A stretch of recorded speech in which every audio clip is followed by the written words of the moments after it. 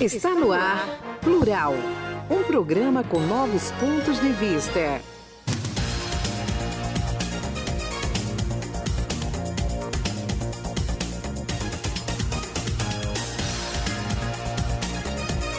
Sábado, 1º de janeiro de 2022. Bom dia, feliz ano novo! Para você que acordou cedo e nos acompanha nesta manhã, eu quero deixar um abraço de boas-vindas ao novo ciclo que começou. O poeta e filósofo Fernando Pessoa disse certa vez: não importa se a estação do ano muda, se o século vira, se o milênio é outro, se a idade aumenta, conserva a vontade de viver, não se chega a parte alguma sem ela. Já o poeta português Luís Vaz de Camões disse: jamais haverá ano novo se continuar a copiar os erros dos anos velhos. E, por fim, Clarice Lispector, que também é escritora e jornalista, escreveu o seguinte: chega de velhas desculpas e velhas atitudes. Que o ano novo traga vida nova, como o rio que sai lavando e levando tudo por onde passa. Então, que 2022 seja de fato um ano de mudanças, de atitude, de ousadia na sua vida. E assim, começamos o programa Plural no nosso encontro de todos os sábados, das 7 às 9 horas da manhã, aqui na Rádio Olinda. Você pode nos escutar pela frequência FM 105,3, pelo seu aplicativo de rádio preferido ou ainda nos assistir em nosso canal no YouTube. Mande também sua mensagem, opinião e perguntas pelo nosso WhatsApp. O número 994129527. Eu vou repetir, 994129527. Agora são 7 horas e 4 minutos. Programa Plural. E no Plural de hoje falaremos sobre inflação, juros e muitas incertezas, o rumo da economia e da política em 2022. Recebemos hoje o professor de Economia da Universidade Federal de Pernambuco, André Matos Magalhães. Bom dia, bem-vindo. Obrigado. Também participa do programa de hoje o cientista político e coordenador do curso de Relações Internacionais da Faculdade Damas, Elton Gomes. Bom dia, Elton. Muito bom dia, Eliana. E fechando a nossa mesa de debate está a professora do curso de Economia Doméstica da Universidade Federal Rural de Pernambuco, Hortência Albuquerque. Bom dia e bem-vinda. Bom dia e obrigada. Ok. Vamos lá, gente. O cenário desenhado para este ano, por ser um ano eleitoral, eleições aí federais, estaduais, é de uma economia cada vez mais fraca, com juros em escala e inflação forte, acabando com o poder de compra dos brasileiros e mantendo aquela fila de desemprego. Uma situação que a gente já vinha vivendo no ano passado. Mas este é realmente o cenário para 2022, André? Bom, veja, é uma situação difícil que o país se enfrenta, não é um cenário só nacional, não é só o Brasil que está passando por isso. A gente teve o ano, 2021, um ano difícil, segundo ano de pandemia. Junto com isso, a economia voltou a crescer no Brasil, principalmente no primeiro semestre. O segundo semestre já não foi tão bom. E esse crescimento, com toda a estrutura que a economia está trazendo, com todos os problemas de fornecimento mundial e no Brasil, trouxeram de volta a inflação. Então, eu diria, falando tudo isso, para dizer o seguinte: na cabeça do economista, quem está olhando para o futuro, quer o crescimento econômico, o principal problema do ano da gente é a inflação. Os mais velhos vão lembrar da década de 80, né? Do início da década de 90, que o pessoal mais jovem não sabe, graças a Deus, não sabe o que é, né? Não viveu aquela coisa de todo dia sem saber como é que vai ser amanhã, durante o dia. A gente teve até hiperinflação, naquele momento horrível. E você não sabia nem de tarde qual era o preço, porque de manhã era um preço, à tarde era outro, no dia seguinte era outro. Então, quando os economistas veem uma inflação de 10%, 11% ao ano, eles ficam meio nervosos, né? E aí isso traz esse cenário de juros mais altos, que a gente viu ao longo do ano passado, do segundo semestre, que é caro para o governo, é ruim para a população, mas é importante para controlar a inflação. O que é que a gente pode esperar do lado de positivo? A gente teve recentemente no Brasil, naquela crise de 16, 17, um aumento dos juros e a inflação cedeu rapidamente. Então, a gente talvez possa pensar um pouco positivo nessa linha, que se os preços começarem a ceder rapidamente, nós podemos ter um ano melhor, né, do que está se pensando hoje. Outra coisa que eu posso dizer é que começo de ano a gente sempre erra as estimativas, certo? Então, os economistas vão fazer estimativas, a gente vai errar, vai reavaliar ao longo do ano. Então, o cenário hoje não é um cenário tão positivo, mas ele pode sim ser um cenário positivo, né? Os juros funcionando, a inflação cedendo, a gente pode baixar esses juros ao longo do ano e ter um crescimento mais forte. Também tivemos no final do ano a melhoria do emprego, já foi uma situação que já estava o emprego formal se mexendo, muita gente olhando, sentindo a economia aquecer. Não realmente pegou ainda, né? A gente está num estado que tem uma dificuldade muito grande de emprego formal, né? Principalmente Recife, Pernambuco tem essa dificuldade, mas o país está se mexendo. Então, há uma esperança, obviamente, e a gente pode falar aqui depois, ano de política, vai ter dinheiro circulando, tem coisa ruim, coisa boa da eleição, mas eu acho que esse é o cenário hoje. Inflação ainda alta, se ceder ao longo do ano, rapidamente vai ser fantástico para a gente. Então, vamos aguentar esse começo de ano mais forte e controlar o que a gente puder fazer em casa, né? Elton. De fato, Eliane, bom dia, feliz ano novo a todos, bom dia André, bom dia Hortência, bom dia aos ouvintes do Programa Plural. Eu diria que é interessante a gente traçar esse paralelo que o André colocou entre a inflação de antes e a de hoje. Antes nós tivemos o fenômeno maxi-inflacionário, grandemente decorrente da adoção das políticas heterodoxas nas décadas de 1980 e 90, né? O plano cruzado, o plano Collor com o fisco, o plano Bresser, o plano Verão, que previu aqueles mecanismos de gatilho salarial, congelamento de preços e outros artificialismos que revelaram extremamente ineficazes e levaram à corrosão da capacidade econômica do país, graças à incapacidade de lidar com o fenômeno inflacionário. Hoje nós temos uma situação marcadamente distinta, que é provocada pela retração da atividade econômica em caráter planetário, provocada pela pandemia de coronavírus, e que causou uma disrupção nas cadeias logísticas mundiais, tendo como epicentro a China, que é a principal economia emergente do mundo, a segunda economia do mundo, hoje numa competição, uma disputa hegemônica com os Estados Unidos. Você teve efeito sistêmico sobre a economia mundial, e isso produziu, além desse problema de frustração da produção por conta das medidas de isolamento, do lockdown, das restrições muitas que foram colocadas pela pandemia, tentando solucionar em curtíssimo prazo os problemas causados pela pandemia, os governos do mundo todo adotaram políticas anticíclicas que previam a injeção artificial de capital na economia, os programas de auxílio, expansão do crédito, pagamento de benefícios assistenciais. Isso aumentou a base monetária da sociedade. A inflação é um fenômeno monetário assírio-babilônico, 5.000 a.C. Então, quando você tem muito dinheiro circulando na economia, a tendência é que, como qualquer outro bem, ele perca valor. Então, a gente tem hoje uma inflação que ela se dá tanto pela quantidade maior de dinheiro no mercado, como pela demanda reprimida que a gente teve e a falta de capacidade produtiva causada pela restrição pandêmica. Isso, é claro, traz uma série de desafios do ponto de vista da condução das políticas públicas de modo geral. Porque, ao mesmo tempo em que esses pacotes de estímulos são necessários e foram instrumentais, sobretudo no que diz respeito à manutenção das condições básicas de pessoas que viviam na condição de vulnerabilidade, que estavam na base da pirâmide social, pessoas de baixa renda e pequenos negócios, que principalmente aqueles negócios que foram mais afetados com a pandemia, turismo, lazer e outras atividades, você também não tem condições de levar isso ad eternum sem um prejuízo inflacionário que faz com que a gente tenha um remédio que, não raro, pode ser pior do que a doença.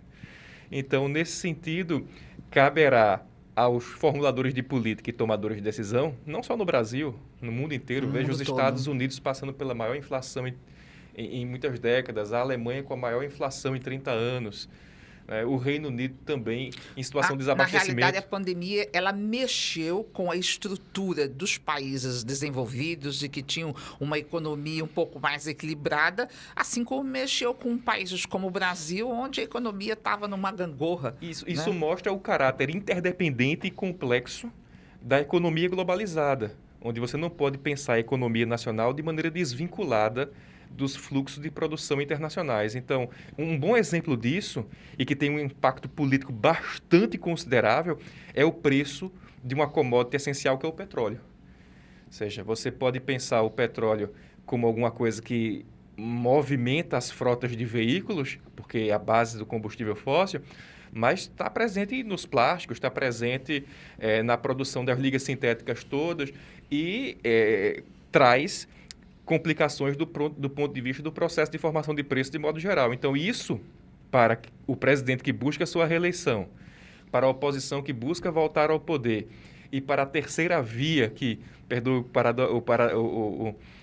perdoem a redundância, que procura se viabilizar no cenário eleitoral, é muito importante porque, dependendo de quais propostas para a economia e qual o desempenho da economia, você vai ter maiores ou menores chances do governo permanecer, da oposição retornar ao poder ou da terceira via se consolidar. É muito complicado. Hortência.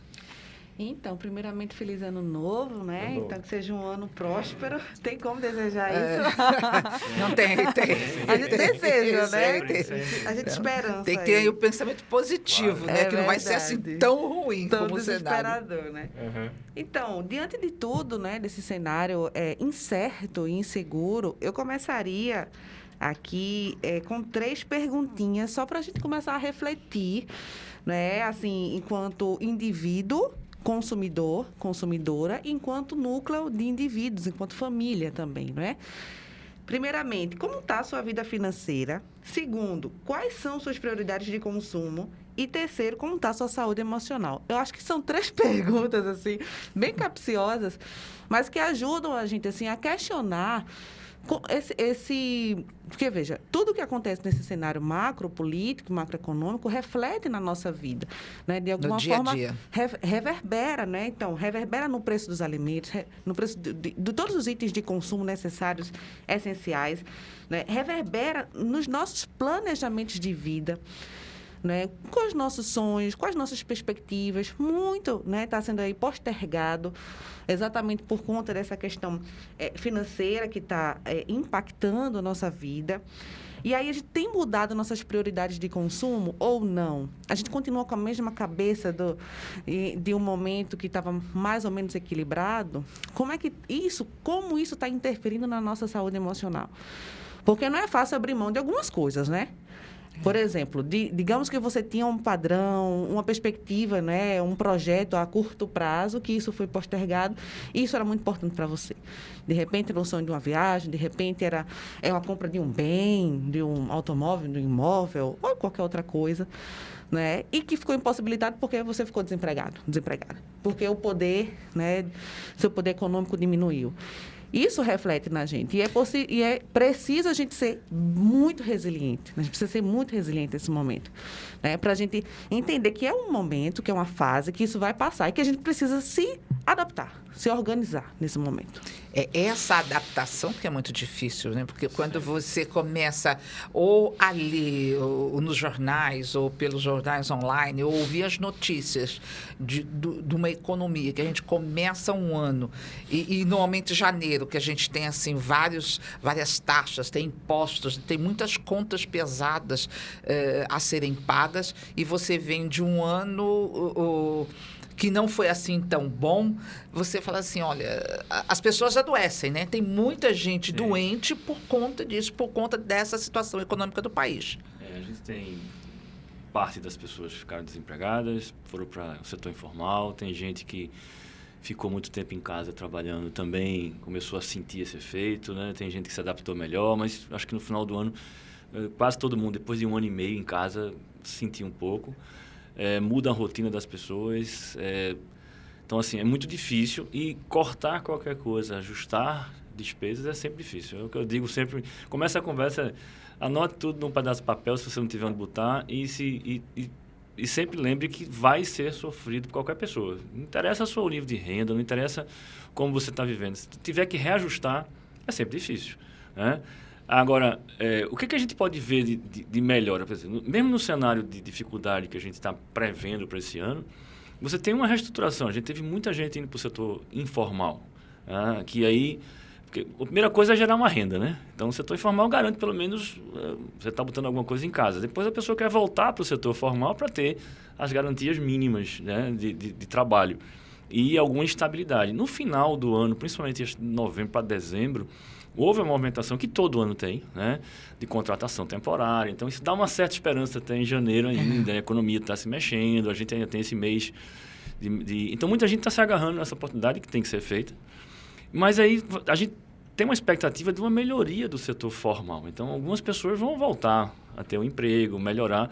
Por mais que a gente fale aqui como economia como toda, a gente fala de macroeconomia, o que importa é a vida de cada um, né? Dentro de casa. Como a Hortência colocou, né? Você tem que você tá trazer para o seu dia a dia. Então, assim, a gente tem que olhar o que vai acontecer muito, e já está acontecendo, porque mesmo 10% de inflação, que a gente não tem muita noção mais, ainda bem, né? Faz tanto tempo que a gente não tinha isso, mexe com os preços. Então, você começa a ver preço das coisas subindo. Então, você vai comprar uma coisa no mês, quando você chega lá, o preço é mais aquele.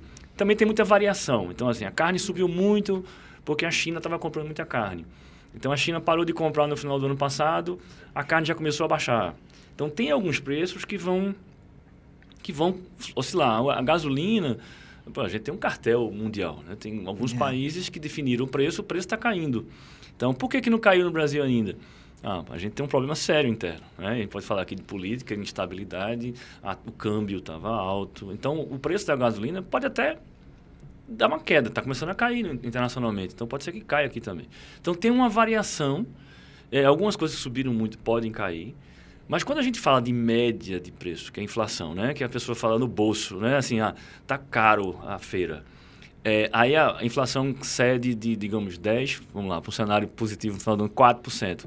Aí as pessoas vão dizer, mas as coisas continuam caras. E esse é o problema. Foi 10% que ficou na média. Então, a carne subiu, outras coisas subiram e vão ficar mais caras, mesmo crescendo a preço a um ritmo menor. Então, subiu, era 100, agora é 110. Aí, no próximo ano, vai subir um pouquinho mais. Então, quando eu for fazer feira, vai estar mais caro. Aí, o que é que acontece agora? A gente não está no momento de discutir salário. A gente não está no momento do setor público de pedir aumento. Quando chegar no meio, final do ano, a gente vai ter essa discussão novamente. Quando as coisas melhorarem, as pessoas vão sentir. E a gente tem Brasis diferentes, né? A gente tem setor público que tem uma estabilidade, a gente tem o setor privado que está empregado, a gente tem o setor informal. Então, essas coisas vão começar na discussão desse ano. Acho que vai voltar no meio de uma campanha política que vai ser... Vai ferver. Pesadíssima. Mas a gente tem que se adaptar e tem que acompanhar em casa, no seu orçamento, na sua vida, nos seus gastos e tentar se ajustar. Nessa questão de cortar, né? Eu queria que Hortência desse uma dica por onde cortar, por onde começar. Porque a gente fala assim, o trabalhador que sobrevive, a família que sobrevive com o salário mínimo, assim, eu não tenho onde cortar, eu estou precisando de mais dinheiro para poder conseguir comprar o alimento, manter o básico, né? Mas é possível, tem como, não tem como cortar. Quem pode cortar? Ninguém quer cortar na realidade, né? Porque quanto mais a gente ganha, a gente vai gastando mais, a gente vai consumindo mais e depois para voltar, engatar uma ré é muito complicado. Mas por onde começar? Pois é, primeiramente avaliando suas prioridades de consumo. Né? A gente precisa entender quais são as nossas necessidades, porque os nossos desejos são infinitos.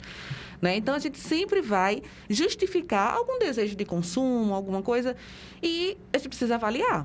Né? Quais são as nossas necessidades? É alimentação? É vestuário? É habitação? É transporte? É lazer? Porque a primeira coisa que se corta no orçamento, vamos corta o lazer. Ninguém mais vai passear, ninguém vai... Né? Então, assim, reavalia. Né? Quais são as nossas possibilidades? Por exemplo, se a gente pode fazer um lazer gratuito, né? Se a gente tem uma exposição, se a gente tem a possibilidade de ir para um parque, de ir para uma praia, enfim, que vai ser mais barato, em vez de, por exemplo, A praia é uma opção de lazer, né, que é muito acessível. A gente tem um litoral vasto aqui, norte a sul, né? Então, assim, o que é que a gente pode fazer? Em vez de comer na praia, leva a tua alimentação, né? Tenta baratear, vai para o parque, faz um Os piquenique. famosos piqueniques, né? Faz um piquenique com a família. Não deixa. Eu passei a minha infância Olha, fazendo muito piquenique. Pois é, exatamente. Vamos Coisa que eu resgatar, Hoje em dia é né? mico, né? Hoje é mico. Não, Mas é então, tão bom, Os sabe? jovens Tão bom. vão dizer que é cringe. Mas aí a gente diz que a moda não volta, né? Então vira Volta. vintage, né? Exato. Então a gente dá uma atualizada. Então acho que é isso. A gente realmente é muito difícil cortar. Então como é que eu vou dizer para uma família que ela tem que cortar, né, o lazer? Eu diria que avalie suas prioridades. Se a sua prioridade, né, é alimentação, vamos pensar como a gente pode pesquisar, vamos na feira, vamos negociar. Olha, negocia a fruta, qual é a fruta da estação? Vamos começar a avaliar, né? Assim, o que a família consome. Se a gente e aí a gente vai mapear esses gastos, né? Se a gente está gastando muito com a área que a gente pode economizar, se a gente pode substituir de forma inteligente, por exemplo, não aconselho a cortar logo o lazer, não, continue passeando, isso é bom para a saúde mental, isso é bom para a saúde emocional, né? Continue passeando. Separe uma vez, por exemplo, não vou mais para o cinema, você não vai toda semana. Separa uma vez no mês, né? Faz um momento especial com a família. Dentro de casa, faz o teu pão, sabe? Faz a tua comida. Por exemplo, cortaria gastos com o iFood, com o aplicativo, aí não pode falar. Delivery de comida, essas coisas que a gente pode fazer junto e criar. Porque, veja, no final das contas, o que a gente quer? A experiência do consumo. Né? Que é tentador você entrar numa loja, ser muito bem recebida, né? Então, assim, ou ter a experiência de compra ali pela internet, que com a pandemia ficou muito mais fácil. Você já está com um cartãozinho cadastrado ali. Revisite seus gastos com cartão de crédito, porque, né, com juros lá em cima, ficou muito mais caro comprar a crédito. Então, priorize, né, ali o seu dinheiro. Né? E não sobrou dinheiro... o consumo consciente, né? Exato, tem que se conter em algum momento, né? A gente tem que conter para priorizar aquilo que é essencial e se manter bem. Porque eu acho que é isso, né? A gente precisa compreender que é um momento que a gente vai restringir um pouco, talvez, nossas práticas de consumo aqui, mas que a gente pode criar novas experiências aí a partir desse cotidiano, agora refletindo conjuntamente, né? Não dá para uma pessoa só na família decidir por todo mundo, porque vai dar... Então, só um economizar e outro gastar à vontade, vai ser difícil isso aí. Essa conta não fecha. Elton. Eu acho que é importante que nós tenhamos em mente o seguinte: existe um princípio fundamental que é a readequação das preferências em função das situações. Sob circunstâncias adversas, é preciso realizar alguma forma de contingenciamento de recurso. Em condições de abundância, naturalmente, você tem uma margem de manobra maior para gastar mais.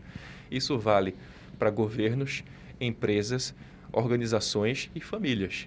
Entretanto, do ponto de vista mais propriamente político, a gente se depara com um paradoxo. Thomas Sowell, economista americano, dizia que a primeira regra da economia é a escassez moderada dos recursos, ou seja, o dinheiro acaba. E a primeira regra da política é ignorar a primeira regra da economia.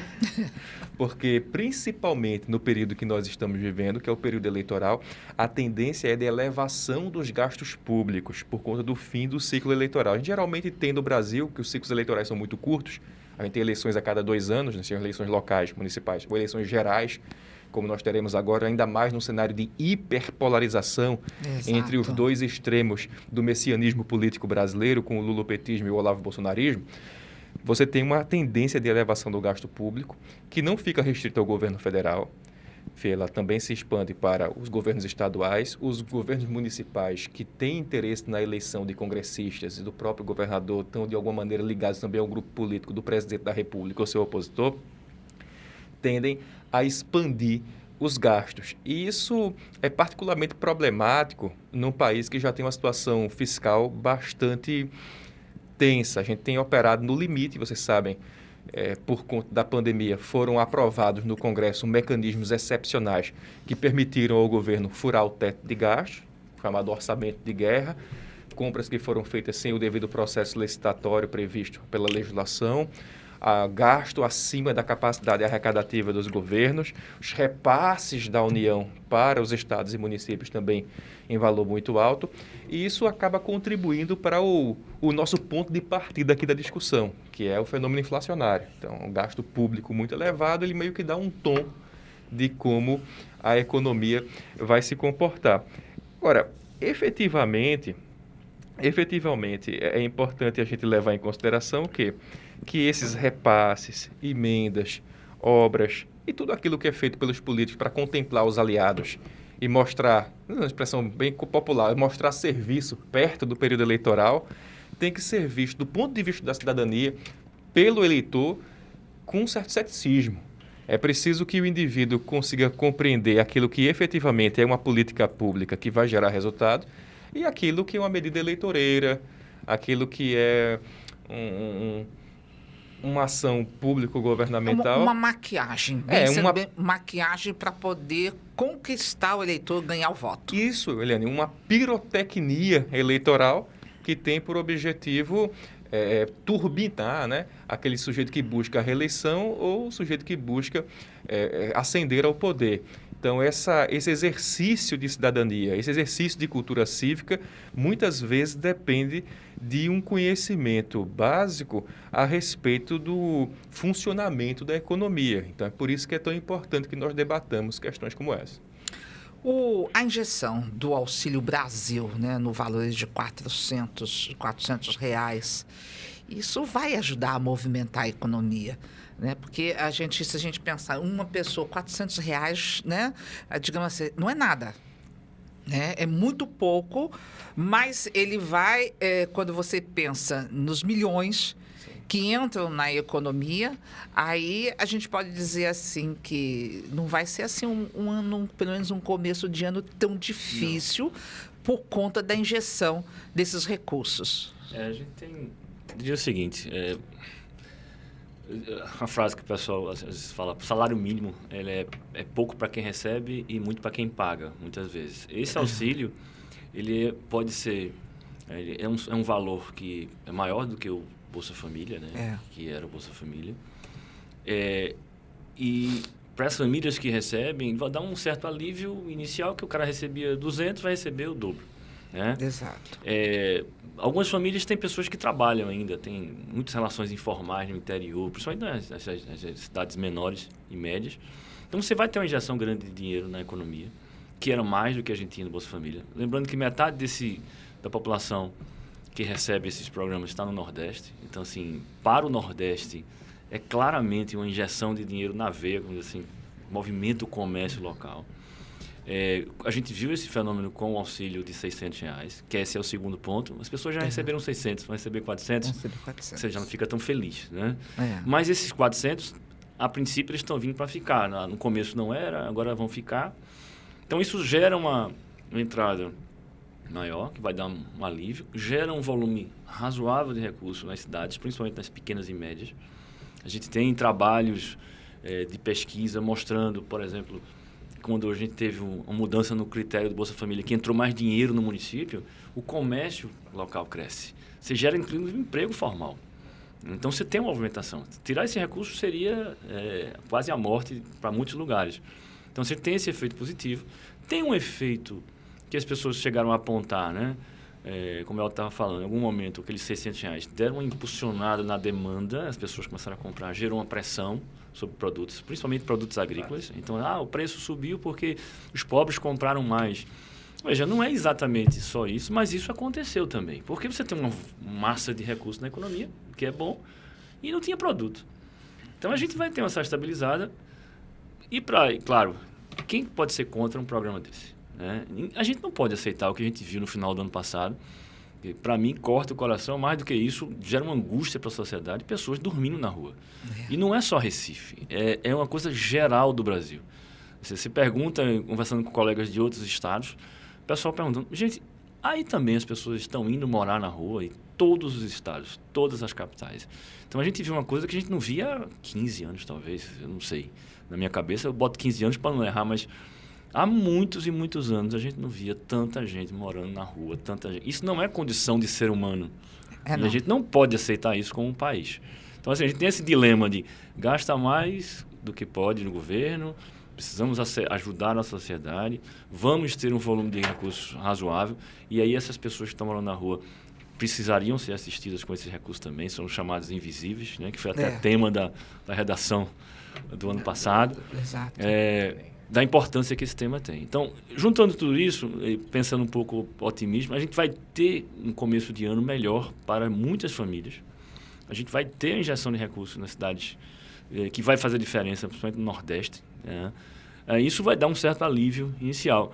Óbvio, a gente está falando de necessidades básicas. Ninguém está fazendo festa. A gente tem até festa, né? Não sei se vocês comparam. Tem muita gente que recebeu auxílio emergencial sem precisar. Sem precisar. Muita gente vai ter que devolver. Né? O governo está indo atrás. Mas era um momento de emergência. Então, qual era a regra? Dá o dinheiro, depois a gente vai atrás para saber quem estava errado. Agora, não são famílias focadas de baixa renda. Isso dá um certo alívio. A minha preocupação adicional eu sempre penso nisso, e esse povo está na rua, já tem acesso a esse dinheiro, então o governo vai ter que ir atrás desse pessoal, tem que cadastrar esse pessoal, mesmo que o cara não tenha onde morar. Na realidade, eu vejo também assim, André, que não é só... O governo tem que ir atrás, mas ele tem que ir atrás e tem que tirar essas pessoas da rua, primeiro porque é uma questão de dignidade, né? Não existe você dormir na rua. Por exemplo, nas noites de chuva, de frio, de vento, sabe? As pessoas cobertas com papelão. Exatamente. Não existe isso. É você retirar, mas você retirar e não colocar em abrigos. Tem que dar o mínimo de dignidade. Também não é né? Não é o caminho. É um trabalho, é uma atividade. Então, a gente espera assim, a gente sempre fica assim na expectativa. Se esse dinheiro, esse valor, que embora eu digo nada R$400, porque hoje, no preço de uma feira, os R$400 desaparecem. Você não compra tudo, mas já ajuda. Vai ajudar, vai complementar a renda que você já tem. E quando você pensa no macro, é um volume muito grande de dinheiro entrando no mercado. Agora, é o seguinte, a necessidade de se gerar emprego. Isso, dignidade. Para que essas pessoas, não só aquele que tem já a sua casa, mas que está desempregado, mas essas pessoas que estão na rua, porque o que a gente mais vê até um tempo atrás, alguns meses, eram determinados cruzamentos, as pessoas com aquela plaquetinha, preciso de emprego, então me ajude, tenho 2, 3 filhos, família para sustentar, não tenho. Hoje é assim, se você percorrer as principais avenidas da cidade, você tem praticamente em todos os cruzamentos alguém com uma placa pedindo emprego, pedindo dinheiro, pedindo comida. Né? Então, é assim, esse dinheiro ele entra na economia, mas há uma necessidade de se ter emprego, de se gerar emprego. Acredito que um dos maiores problemas do governo atual é a inexistência ou a descentralização, falta de sistematicidade para uma verdadeira política social. O governo teve muitas preocupações do ponto de vista de reforma, do ponto de vista de levar adiante as suas propostas de campanha para um perfil ideológico bastante específico, mas ele não foi capaz de articular uma grande base de assistência social e isso pode, inclusive, ter um resultado eleitoral negativo. Tentando remediar isso e adotando uma linha já bastante conhecida no Brasil de políticas de transferência de renda, com todo o seu caráter assistencial e assistencialista, né? Não existe nenhuma política boa em si mesma, Pareto ótima, tudo gera ônus e bônus. O governo federal procura agora substituir o programa Bolsa Família pelo novo Auxílio Brasil. O Auxílio Brasil, ele representou aí uma grande queda de braço entre as áreas política e a área econômica do governo. A área política, comandada por atores políticos como Ciro Nogueira, ministro da Articulação Política, Rogério Marinho e outras figuras de destaque, era antagonizada pela pauta econômica do governo lá do ministro Paulo Guedes, que queria manter a estabilidade, queria manter a austeridade, mesmo sob essas circunstâncias tão graves, e ganhou a queda de braço o grupo político. Por quê? Porque o Auxílio Brasil é instrumental para que o governo possa se reeleger. É instrumental para que o governo do presidente Bolsonaro tenha vitalidade no período eleitoral. Esse programa, ele tem um custo economicamente baixo, se comparado no contexto do orçamento da União, e tende a ter um retorno eleitoral muito elevado. A exemplo do que aconteceu durante os governos petistas, quando foi introduzido o próprio Bolsa Família, né, que aumentou muito a base eleitoral do lulopetismo, sobretudo aqui no Nordeste. E falando no Nordeste, como o André colocou, e é muito importante que se diga, uma das regiões em que o crescimento do governo é baixo, do ponto de vista da indicação eleitoral, é o Nordeste.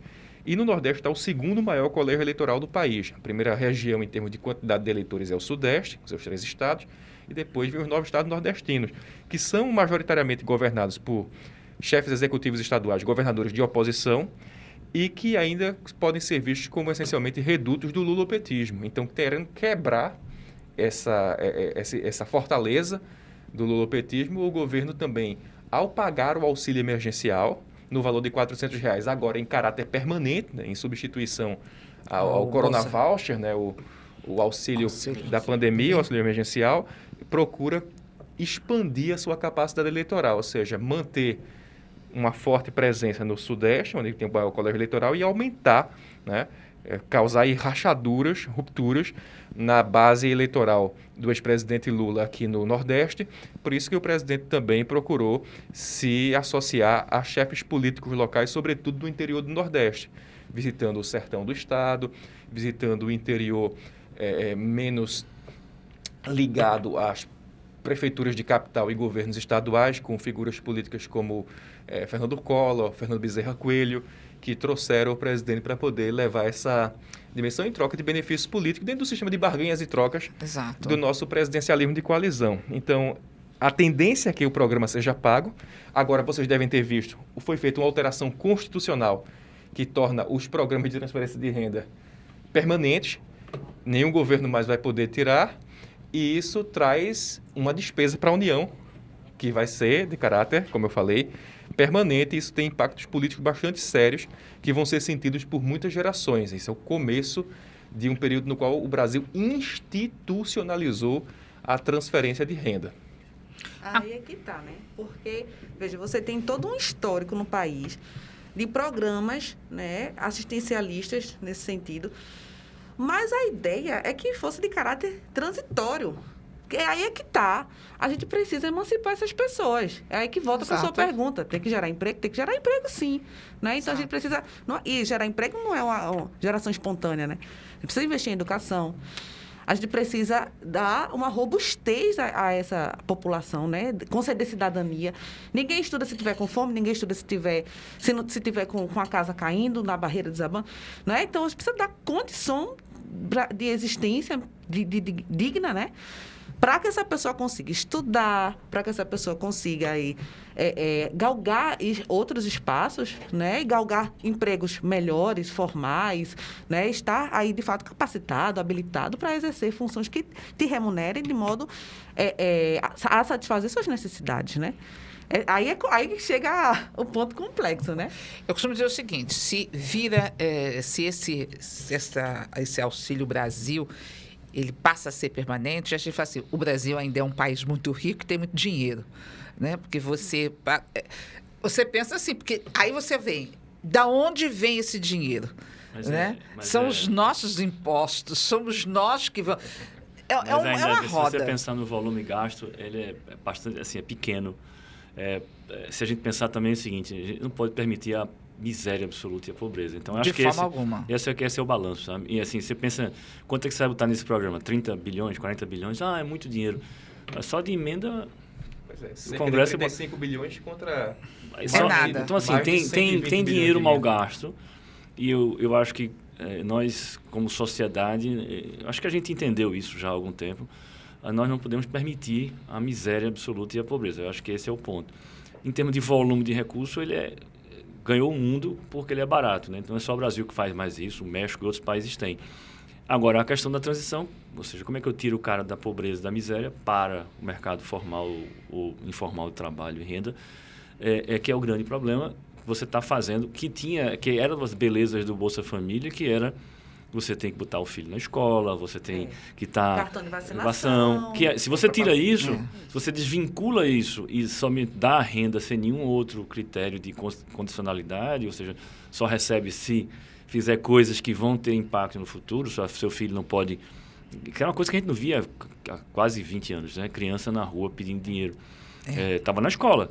Então, isso a gente não pode perder, porque remediar agora e garantir uma transição melhor para o futuro. Talvez eu não consiga gerar emprego enquanto país para um cara que é analfabeto, já está com 50 anos e está dificuldade. Mas a gente pode gerar um emprego para o filho dessa pessoa que está com 15, 16 anos e vai estudar. Então, acho que essa é a discussão. E é óbvio que acho que nenhum economista, ninguém vai chegar e dizer assim, a gente vai viver disso, de transferência.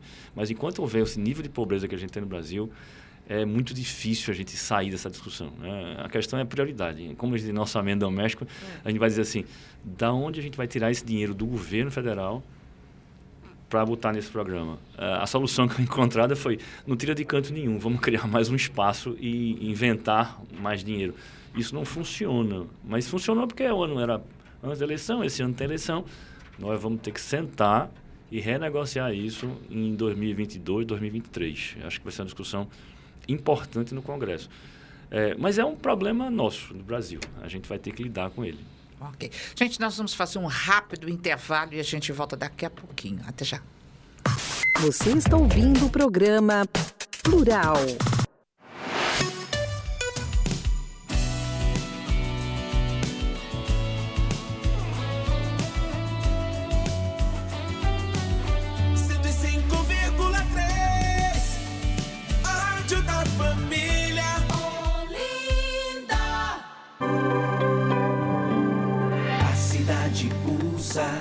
No seu coração, sinto nos seus olhos o brilho da emoção. Chega perto, braço aberto pra te receber. No Boa Vista, o mais importante é você. Shopping Boa Vista, aqui é seu lugar. Facilita a vida, alegria de encontrar. Chega perto, braço aberto pra te receber. No Boa Vista, o mais importante é você. No Boa Vista, o mais importante é você. Shopping Boa Vista, o shopping da cidade.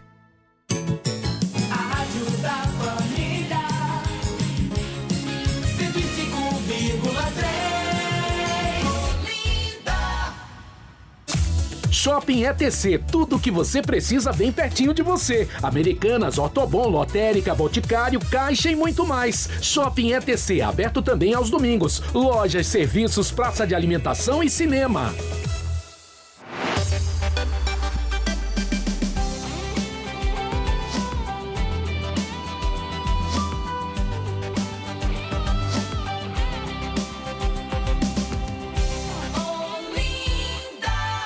Você ouve Plural na Rádio da Família. Inflação, juros e muitas incertezas. O rumo da economia e da política em 2022. Sobre esse tema, estamos conversando com o professor de economia da UFPE, André Magalhães, o cientista político e coordenador do curso de Relações Internacionais da Faculdade de Damas, Elton Gomes, e com a professora do curso de Economia Doméstica da Universidade Federal Rural de Pernambuco, Hortência Albuquerque. Olha, quando a gente fala assim, mesmo com essa injeção do Bolsa, dos R$400 aí, desse auxílio que vem com o governo federal, mesmo com os pequenos empregos que surgiram do final do ano e ainda vão se arrastar até esse período do carnaval, que pode não ter uma grande festa, mas algumas festas vão ter. Então, tem, assim, aqueles empregos informais, as pessoas que vão estar vendendo, tentando ganhar um dinheirinho, se virando, aumentando a renda. Mas tem algumas contas que elas pesam. E isso, sim, eu acho que o governo tinha que pensar numa maneira de poder tentar reduzir, que é a conta da energia, a questão da água, e a própria questão, quando a gente fala em alimentação, a carne, embora André tenha colocado aí no primeiro bloco, né, que pode ser que reduza, né? Pode ser que a gente sinta, só que às vezes a gente fala, olha, já caiu lá fora, mas aqui demora tanto para a gente poder sentir o preço voltar ao normal. Então, é o seguinte, como é que a mudança de estilo de vida é difícil, as pessoas não conseguem, né? Alguns vão, outros não vão tentar, mas essa questão da energia, do consumo de energia, né? O governo do estado, quando lançou aí, olha, os horários de pico, vamos reduzir, vamos diminuir a luz. Teve alguns anos atrás aí que as repartições públicas, né? O período se encerrava mais cedo, porque tinha a história do horário verão, para a gente poder usar a energia, a claridade vinda aí do sol. Mas, na prática, né? Hoje, como é que a gente faz para poder tentar reduzir? A energia está cara. O calor está grande, as pessoas consomem mais ventilador, abrem mais e fecham as geladeiras em busca de água gelada. É difícil, né? A parte do consumidor, eu acho que a gente precisa ter bastante consciência nesse sentido. Né? Se a gente está percebendo que tem muitos aparelhos ligados, fazer essas regrinhas comuns que a gente já sabe, já ajuda alguma coisa, né? A questão política, a pressão política é outro campo, né? Que o consumidor ali fica meio que de mãos atadas. Eu acho que a parte da família, do indivíduo, ela precisa ser feita, né? Se a gente está desperdiçando, é porque está abrindo demais, vamos ter consciência, abre menos, né? Aproveita que vai fazer uma preparação, pega tudo que precisa, por exemplo, do refrigerador e fecha, né? Não fica abrindo. Viu que tem dispositivos, né, eletrônicos, TV, às vezes carregador, coisas bobas assim que ficam, né, ventilador ligado lá na energia, tira, né, faz a tua parte. Mas, realmente, não sei que tipo de subsídio se poderia ter, né, de instituições públicas aí, o André e o Elton pode colaborar melhor. Mas o consumidor precisa ter realmente essa consciência do que está sendo utilizado, né? Pelo menos a sua parte fazer. Gasto de água também, às vezes, a cultura da gente, às vezes, faz a gente gastar desnecessariamente. Né? Por exemplo, a cultura de aguar, tem gente que faz isso, né? Ou de passar horas lavando, sei lá, um carro, ou o quintal, a calçada. Reaproveita, né? Tem que ser um gasto inteligente nesse sentido. Eu viajei no tempo novamente, atrás, o apagão que a gente teve no governo Fernando Henrique Cardoso, que acabou com o governo também, né? Porque foi um acidente, né? Na linha do tempo, que a energia além de ficar muito cara, começou a faltar, de verdade, né? Deu um apagão mesmo, a gente tinha momentos que não tinha energia. Mas naquele momento também foi muito educativo. Eu me lembro que, veja, uma coisa de muitos anos atrás, quase 20 anos atrás, e a gente tinha, 20 anos atrás, mais, né? E a gente teve um programinha que o pessoal botava na internet, que você, não sei se você lembra desse negócio, que assim, você via na casa cada item que você tinha, quanto consumia, e aquilo ali foi muito educativo. Eu me lembro na casa dos meus pais, eu chegava para visitar, até a luzinha vermelhinha, o pontinho vermelho do som, ele desligava para não gastar energia. E aí a gente ficava brincando, mas isso aqui pode deixar? Não pode, veja lá a tabela. E aí a gente passou muito tempo, depois daquele momento, tendo uma postura de economia de energia interessante. Então, acho que a primeira coisa, a gente tem que tentar recuperar essa lógica e voltar para as pessoas e dizer assim, ó, você liga o ventilador, acontece isso, você deixa a luz da televisão ligada, você deixa isso.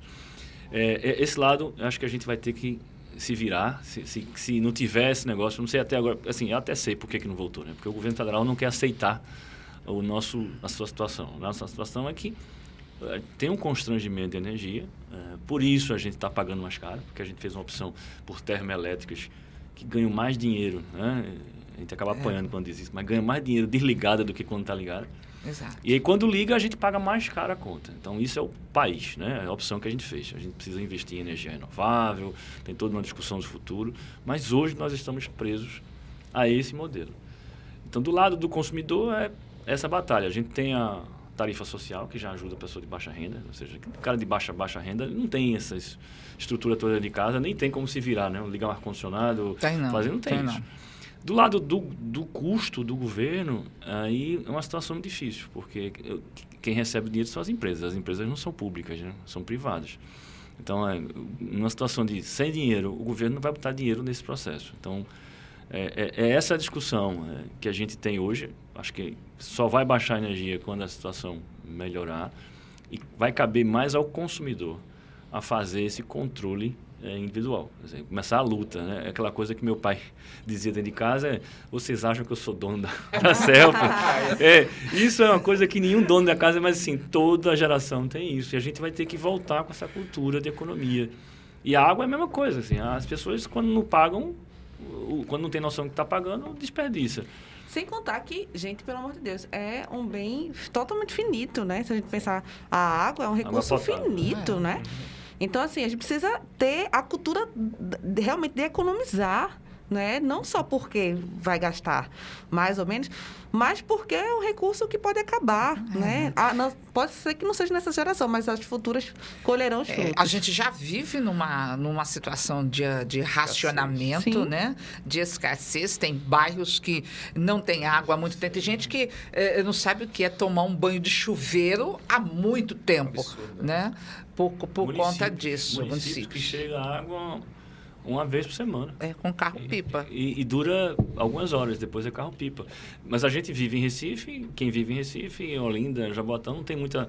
nos bairros principais, né? Não sente isso. É a mesma coisa que diz assim, faltou água em São Paulo alguns anos atrás, parecia que o mundo ia acabar. Aí eu dizia assim, isso acontece no Nordeste todo dia, gente. Então esse racionamento, falta d'água, a gente aprendeu a viver. E é a mesma coisa que para o interior, né? As pessoas têm essa dificuldade, a Compesa faz programa de investimento, está expandindo. A gente tem problemas sérios de água, mas cabe a gente também trabalhar com isso com mais racionalidade. Pegando o gancho disso que os colegas debatedores falaram, eu diria o seguinte: nós estamos diante de uma alteração bastante substancial. O mundo e o Brasil são afetados pelas mudanças climáticas. Isso nos faz chegar a esse capítulo da história no qual nós estamos, que é a crise hídrica.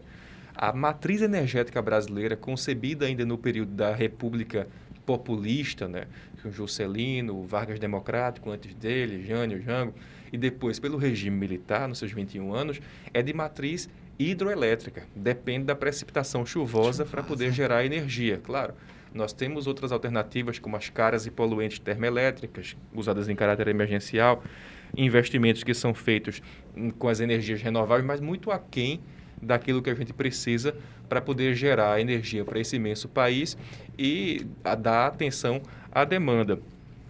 Eliane falou uma coisa interessante, aquilo sobre o que o governo podia fazer do ponto de vista de contingenciar esses preços, de criar alguma espécie de subsídio. É bom lembrar que é um limite muito tênue que o governo tem para poder administrar certas tarifas básicas, como as tarifas de água e energia. O Brasil vem de uma experiência mal sucedida em período recente durante o governo Rousseff, quando, por ocasião da antiga nova matriz econômica, né, que foi adotada no governo dela, alguns preços, como os preços de combustível, eletricidade e água, foram contingenciados, e isso provocou distorções econômicas bastante sérias. Como os preços foram artificialmente represados, quando foi preciso autorizar nova alta de preços, a coisa veio num volume avassalador. E do ponto de vista do investimento em geração de energia, a gente está diante do limite do modelo atual. É preciso levar em consideração aquilo que tem sido feito nas boas práticas de política pública no mundo inteiro. O investimento público e privado, sem soluções mágicas, feito para médio e longo prazo, para que a gente possa efetivamente superar essa situação, porque concebemos um modelo e aí é preciso efetivamente adequar os hábitos de consumo, sim, mas também fazer um investimento massivo nessa infraestrutura vital para a economia do país, que é a infraestrutura de geração de energia. Um bom exemplo do que poderia ser feito é alguma coisa como foi feito, por exemplo, no marco do saneamento público, que foi aprovado recentemente, num acordo do governo com o Congresso, que permitiu a criação de parcerias público-privadas, abriu para o investimento privado também para o saneamento público, onde antes só se tinha dinheiro governamental para fazer essas obras. Talvez seja o caso de pensar nisso também para o setor energético, abrindo inclusive para a concorrência estrangeira, porque não há volume de capital suficiente para poder fazer isso a curto prazo no Brasil. E uma questão, assim, muito elementar é cuidar da própria natureza, né? Que guarda essa água. Né? A mata, por exemplo, ela produz para a gente serviços ecossistêmicos, regulação do clima, né? Produção e manutenção dos aguaceiros. Então, assim, a gente precisa compreender também que essa preservação é importante para que a gente mantenha o ciclo desse uso, pelo menos por enquanto, até a gente chegar num processo de transição para uma energia renovável, energia mais, inclusive, barata. E uma outra questão, que é um terceiro ponto que você tocou, Eliane, é a questão da alimentação, que também envolve água, gasto de água, né? E aí, enfim, tem essas questões, mas que também envolve ali dentro do nosso núcleo familiar o próprio desperdício, né? A gente precisa lembrar que também o dinheiro é um recurso finito, ou seja, minha gente, o dinheiro acaba. Então, vamos tentar preservar o que a gente já tem, né? Ali, usar com determinada sabedoria esse alimento, guardá-lo, né? Armazená-lo de modo que você possa ali usufruir em um momento posterior, uma comida saudável, né? Para evitar também gasto desnecessário, né? Só isso aí. Na realidade, a gente tem que mudar a cultura no que diz respeito à questão de energia, né? Aliás, de muitas coisas, mas...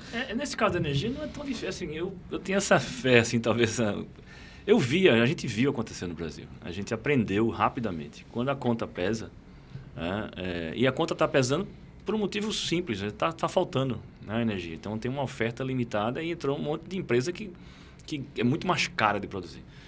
De quem é a culpa? Uma série de escolhas feitas ao longo dos anos e deu tudo errado. Agora, por que a gente não olha para frente agora e começa a fazer diferente? É questão de política pública, que aí volta a discussão desse ano, né, da eleição. Ou seja, a gente tem um tema social, que a gente está falando aqui agora, importantíssimo. A gente tem um tema de energia. O que a gente quer para modelo de energia para o país? Quer dizer, a gente tem o Nordeste, por exemplo, que tem capacidade de gerar energia a partir de vento, a partir do sol, né, da luz do sol. Como é que isso entra na nossa chamada matriz, né? Ou seja, da composição, de onde é que vem a energia. A gente vai manter a energia baseada em combustível fóssil depois? Como é que a gente vai fazer isso? Né? Tem uma discussão sobre o futuro. O que é que esses governos, os candidatos vão propor em relação a isso? E tem uma discussão da economia. Né? Para onde é que a gente vai nessa economia? Com inflação, com juros, onde é que vai gastar dinheiro? Então, são debates... assim, parecem muito grandes, né? Longe da gente, mas tudo isso está na casa da gente. Quer dizer, a energia que está na nossa casa, o social está na nossa rua, no meio da rua, na cidade, ou dentro da nossa casa. E a economia mexe com o bolso de todo mundo. Então... Mas o que eu acho difícil é que, por exemplo, assim, toda vez que se quer discutir, também eu penso assim, você tem que avançar, você tem que ir para frente e mudar. Mas a impressão que se tem é que se precisa achar um culpado. A prioridade não é você avançar, não você exatamente, você achar a solução, é você achar um culpado. Pronto, achei o culpado, pronto. Como se eu não tivesse a responsabilidade por toda essa situação que a gente vive. Tem que se dar o culpado, pronto, achamos o culpado. Quem que a gente vai colocar para poder resolver? Eu não vou resolver. Não pode ser assim. Da mesma forma que a gente administra dentro de casa as coisas, né? Gastou-se mais combustível, quem foi que usou o carro? Acho que o Hortência falou uma palavra. Essa questão da responsabilização nos falta muito enquanto sociedade, Eliane. Acho que nós aprendemos, como cidadãos brasileiros, a esperar muito da autoridade pública e desenvolver pouco o nosso senso de responsabilidade individual e até mesmo familiar. Acredito que, nesse momento pelo qual nós passamos, em termos políticos, com um fenômeno que a gente pode chamar de hiperpolarização da arena política brasileira, né, em que os conteúdos mais substantivos se esvaziam, o debate público no Brasil se empobreceu muito em função de identificações pessoais com os líderes carismáticos, seja o presidente Bolsonaro, seja o ex-presidente Lula. A gente traz uma dificuldade muito grande de discutir temas como esse, da política social, da política macroeconômica, da geração energética, outros temas igualmente relevantes, como a segurança pública, de modo maduro, de modo propositivo. Então, cabe também aos cidadãos, nesse momento, né, em que as paixões estão tão fortes e o fenômeno que os cientistas de dados chamam de filtro bolha, né, potencializado pelas redes sociais, em que o sujeito vai retroalimentando os discursos e os discursos vão ficando mais virulentos, uma retórica mais agressiva. Isso contribui pouco para pensar em questões sérias que envolvem esse problema econômico clássico, né? O problema do cálculo econômico, ou seja, o dinheiro acaba. Nós temos uma quantidade limitada de recursos enquanto país e precisamos tomar decisões das quais dependerão substancialmente o futuro das próximas gerações. Então, tenham todos consciência nesse ano que se inicia da responsabilidade que todos nós temos ao escolher os nossos representantes. Isso só me permitam, que é o preço da gente não ter investido na formação cidadã, né? Na consciência da cidadania para todo mundo. Porque a cidadania que é um tema caro, acho que, no nosso país, né, Elton? Porque a cidadania traz essa responsabilidade, que não é só do poder público. Sou eu também, como cidadão, como pertencente a esse grupo, a essa localidade, que vou preservar, que vou cuidar. Não é? Porque, gente, se a gente preserva nossas praias, nossos rios, as praças, a nossa rua, a gente tem um ambiente melhor, a gente tem um lazer de maior qualidade, a gente tem uma natureza ali preservada, né? E a gente ainda pode economizar mais. A gente tem que ser responsável, mas como ser responsável se nem todo mundo tem, né, essa consciência, nem todo mundo teve a oportunidade, inclusive, de alcançar essa consciência de cidadania. Então, fica sempre esperando, no sebastianismo, né? O salvador da pátria, o Messias, né? Que venha salvar a gente, tirar a gente do caos, mas esse caos nunca acaba e esse salvador nunca chega. Ninguém dá o que não tem, né, Hortência? Exato. E a gente gosta, assim, de paternalismo, né? Alguém que faça tudo, toma as decisões por nós. Olha, nós vamos bater um papo agora por telefone, ao vivo, com o economista Sandro Prado, que está na linha. Sandro, bom dia. Bom dia, Eliana. Bom dia a todos os presentes. Que bom. É bom tê-lo participando do programa. Sandro, você estava acompanhando aí o bate-papo nesse segundo bloco do programa. E o tema de hoje é inflação, juros e muitas incertezas, o rumo da economia e da política em 2022. E nós temos aí uma inflação assustadora, mas eu digo assim, o brasileiro, nós todos já vivemos situações assim de crise, né, de apertos, mas a gente está vivendo esse 2022, a gente começa com muitas incertezas, até porque é um ano de eleição, né, federal, estadual, e isso bagunça, né, todo o cenário da economia. Como é que você analisa este momento? Como é que você prevê que serão esses próximos 12 meses ou os próximos 10 meses até o dia 15 de novembro na eleição? Sem dúvida alguma, as variáveis políticas, elas acabam influenciando e muito no dia a dia das pessoas por causa das políticas macroeconômicas. Então, tudo que está acontecendo lá no Planalto, aqui no estado de Pernambuco, essas disputas políticas, embora às vezes a gente não veja que isso vai influenciar diretamente a nossa vida, mas influencia a vida das famílias de uma forma assim nítida e certeira. E hoje o que nós temos, que é uma grande preocupação dos brasileiros, indubitavelmente isso atrapalha muito a vida das famílias, é que a confiança das pessoas ela está muito baixa, né? E essa desconfiança ela acaba sendo da própria possibilidade e da credibilidade que se tem em relação ao atual governo em fazer algo que possa reduzir realmente esse momento recessivo da economia. Então, nós estamos com um desemprego muito elevado, que é sentido muito pelas famílias, e parece que nós não temos, em 2022, políticas públicas suficientes para fazer uma redução substancial dos níveis de desemprego. Também parece que o governo tem uma certa incapacidade de que a gente possa ter um crescimento econômico em 2022. Então, um crescimento que fique inferior a 1%, ele não vai trazer os números de trabalhos que a gente precisa, né? Então, o desemprego também vai ser aí algo que vai estar em tela por causa justamente desse crescimento econômico, que é impactado diretamente pelos juros. Então, a taxa de juros Selic, que fechou agora o ano em 9,25% ao ano, a taxa de juros Selic, ela deve voltar a aumentar agora em janeiro, devido à nossa inflação, que, como você citou, ela está muito alta, fechou o ano aí acima dos 10%, vai ter uma redução em 2022, justamente pela taxa de juros estar extremamente elevada, pela grande parte da desvalorização que nós tivemos na nossa moeda, já ocorreu em 2020 e 2021, então vai ter um impacto menor sobre a inflação, mas mesmo assim a inflação possivelmente vai ficar bem acima do que nós esperávamos, do que o centro da meta.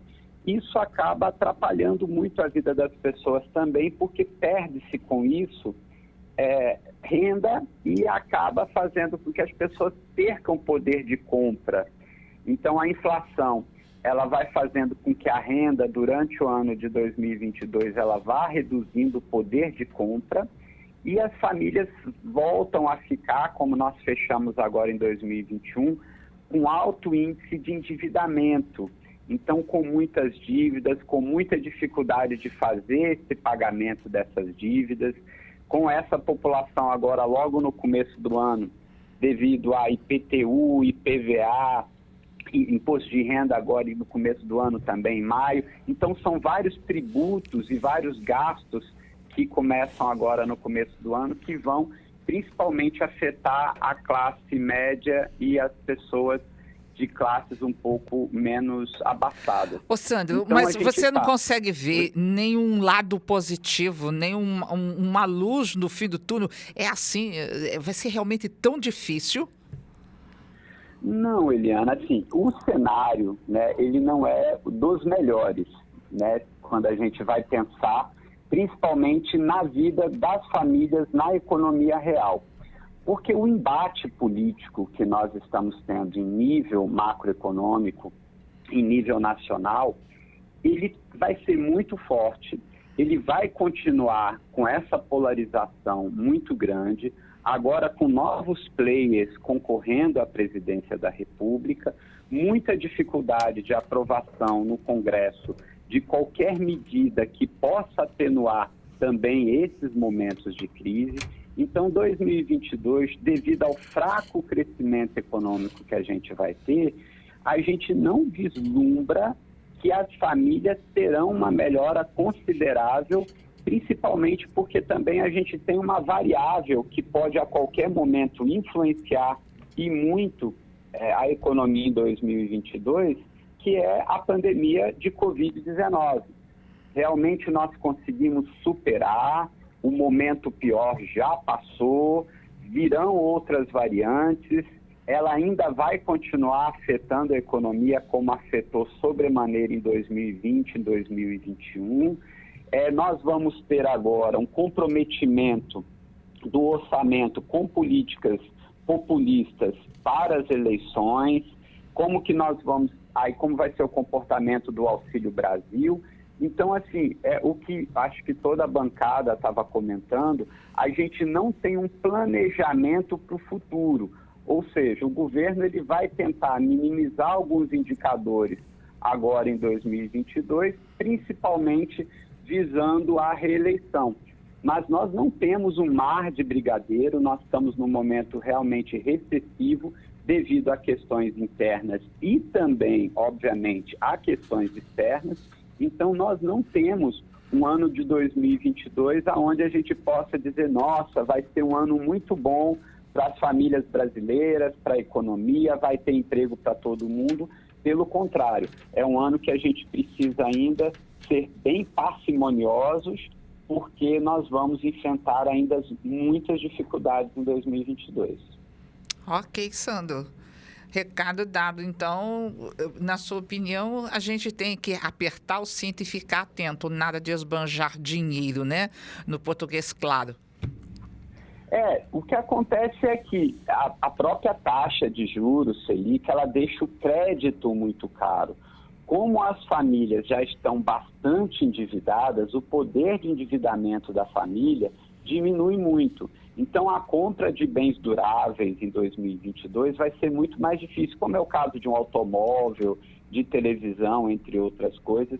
Então, realmente, é um ano que a gente tem que ter muito planejamento familiar, planejamento econômico e realmente gastar naquilo que é essencial para a nossa família, não esbanjar, não desperdiçar, porque realmente é um ano que para a maioria das famílias ainda será muito difícil. Muito difícil.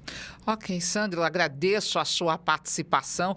Acho que algumas observações que você fez aí da família, de realmente fazer um planejamento. A Hortência aqui, que ela é economista na área da economia doméstica, né? Já deu várias dicas e ainda vai continuar falando, mas a gente agradece a sua participação no programa de hoje e desejo para você, assim, um 2022 bom, mas bom mesmo, apesar de toda essa dificuldade financeira que você acabou de analisar e passar para a gente. Ok, meu querido? Obrigada.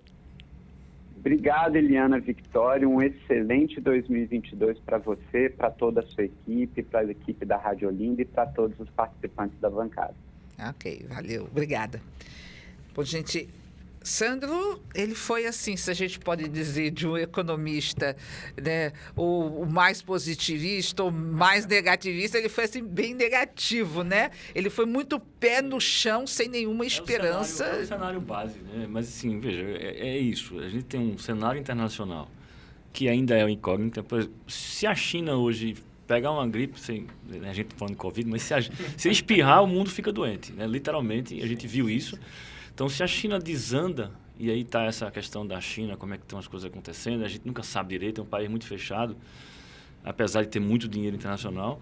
Se a China desacelera um pouco, todo mundo sofre. Então, se a China for bem, já é o primeiro passo, né? E agora a gente não sabe exatamente para onde ela vai. Mas a China está comandando o mundo, né? Tá, e tem muita gente que tem medo disso, né? Por questões... Eu realmente não consigo entender todas as preocupações. Não é o que o mundo vai se tornar comunista, mas a China é muito grande, tem muito dinheiro.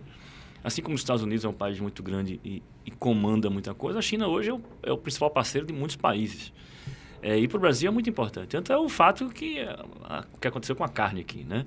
Na hora que a China precisou de carne, veio comprar aqui, eu quero um pouquinho de carne, falta carne para a gente. Claro, eu estou aqui exagerando, mas a demanda diminuiu no final do ano passado por uma questão de restrição. Eles deu um probleminha no Brasil, a gente não quer mais a carne. Começa a sobrar carne. Então, é muito bom para o produtor, né, vender, acaba afetando aqui a gente. Mas isso é uma coisa específica de um produto. Em geral, a China vai puxar isso. Se a China for bem, a gente vai bem. Os Estados Unidos está enfrentando crise também, está numa situação difícil com a inflação. Vai ter que superar esse problema.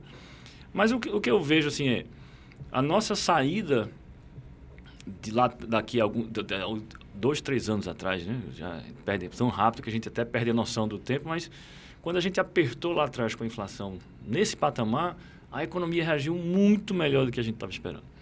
Um cenário de economia de baixo crescimento, uma taxa de juros alta, se o resto permitir, os preços vão ceder. Se cederem, a gente vai ter mais facilidade, a taxa vai cair e a coisa vai andar mais rápido. Então, estou apostando nesse cenário, olhando com essa esperança.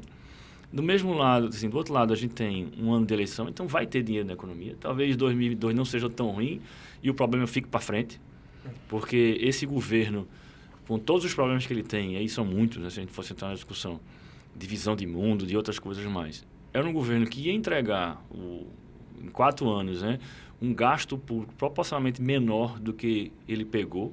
Então, é a primeira vez que isso aconteceu na história, quer dizer, o Brasil tem um governo que fiscalmente estava reestruturando tudo. E aí eu acho que foi meio jogado fora com a questão da necessidade de se reeleger, né? Que é essa discussão. Aí tudo no Brasil é muito casuístico, né? Então se está dando ruim agora, vamos acabar com a reeleição. E essa discussão agora é essa. Quer dizer, poxa, porque ficou ruim para você, vai fazer tudo mudar. Mas é isso que a gente se fragiliza um pouco e aí afeta câmbio, afeta a vida das pessoas. E assim, só para fechar aqui, o que a gente está falando muito, a gente tem que lembrar também, assim, se a gente pode pensar em IPTU, IPVA, escola privada, é coisa de classe média. Né? Classe média que a gente está achando é 5% dos brasileiros. Não é classe média, renda média. Renda média no Brasil é em torno de R$1.000 por mês. Ou seja, a grande maioria, vamos botar 80% da população, não vai pagar IPVA, não vai pagar, nem paga IPTU direito. Exato. Não vai sofrer com o preço do transporte no ônibus, se o preço subir. Isso é um negócio que a gente vai ter aí no começo do ano, tenso. Se essa vai ser uma discussão tensa. As pessoas estão preocupadas em o que é que vão chegar no supermercado e o que vai comprar isso. Então, esses tributos que a gente está falando, eles afetam um grupo que a gente conhece mais, que é um grupo muito restrito, né? A gente vive esquecendo isso. Como economista também cada vez mais está ficando restrito. Pois é. Então, a classe média, que a gente chama de classe média, que é um padrão, que é muito mais do que média no Brasil, realmente vai ser afetado. E é isso que vai fazer pressão, né, na economia no próximo ano, assim, sobre salários de funcionário público. Mas funcionário público não é classe média no Brasil. Funcionário público é top, né? Mas tem cara que ganha um salário baixo. Mas quando a gente pensa no judiciário, legislativo, executivo, a maior parte ganha muito mais do que a média brasileira. Tá? Então, o reajuste do salário mínimo já resolve grande parte do problema de quem ganha salário mínimo, porque é meio que automático, né? Então, uma parte da discussão, as empresas vão ter que assumir esse custo. E a gente vai ter um despejo de dinheiro de campanha. Então, assim, talvez 2022 a gente não vai sentir tanto, mas dependendo de como a gente faça esse processo, mais para frente pode ficar uma conta 2023 é que a gente vai sentir o preço. Depende de como a gente trabalhar isso, né? Agora, eu ainda tenho essa esperança de que a inflação vá ceder mais rápido. A gente tem um desequilíbrio das cadeias produtivas gigante, assim, tudo acumulado nos portos, não tem semicondutor para fazer chip para o carro, ou então o preço do carro subiu.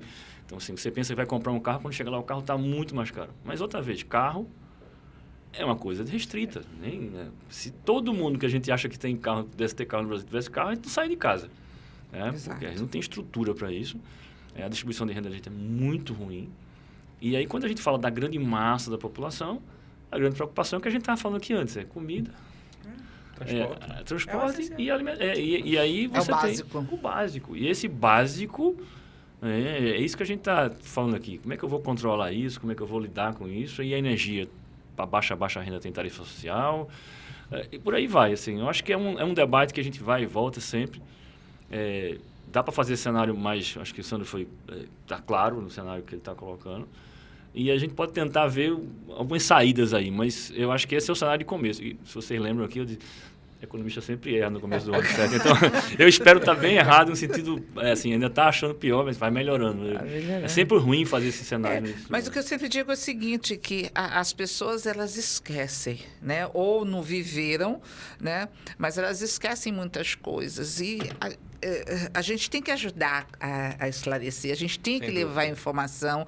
Eu acho assim, a gente não tem que fazer a cabeça, a gente tem que colocar as opções, mostrar o cenário dentro de uma linguagem em que ela possa entender, desde lá o mais humilde, né, até o intelectual, para poder, olha, agora eu entendi como é que funciona essa máquina, né? E como é que eu posso fazer? Vou cuidar de dentro da minha casa primeiro e depois qual vai ser minha posição política para quando chegar lá na hora do meu voto, o que eu vou fazer. De fato. Tem que ter essa responsabilidade. Do ponto de vista do cenário macro, eu faço uma leitura muito semelhante à de André. Acredito que a escala da economia brasileira não pode ser desconsiderada. Evidentemente, o Brasil é hoje o maior produtor de alimento do mundo.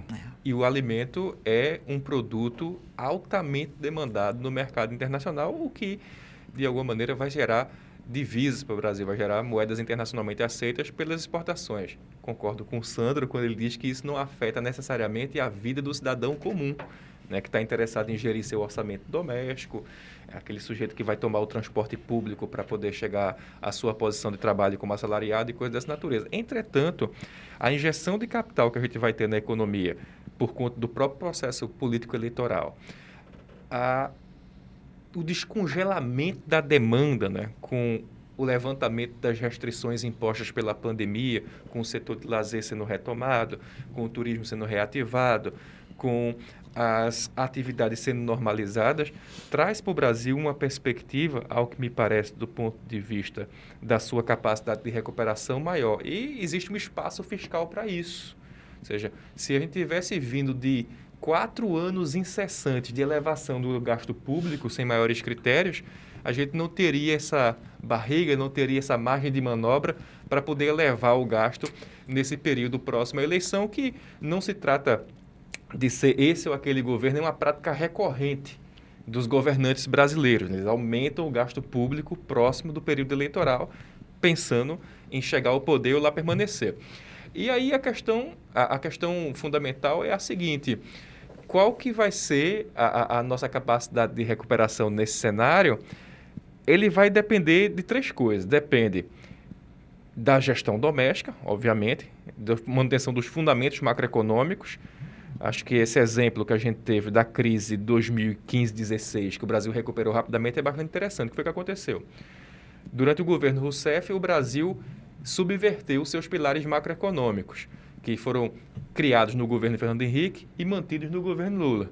Então, eram metas de superávit, metas de juros, metas de inflação, chamado tripé macroeconômico. Certo.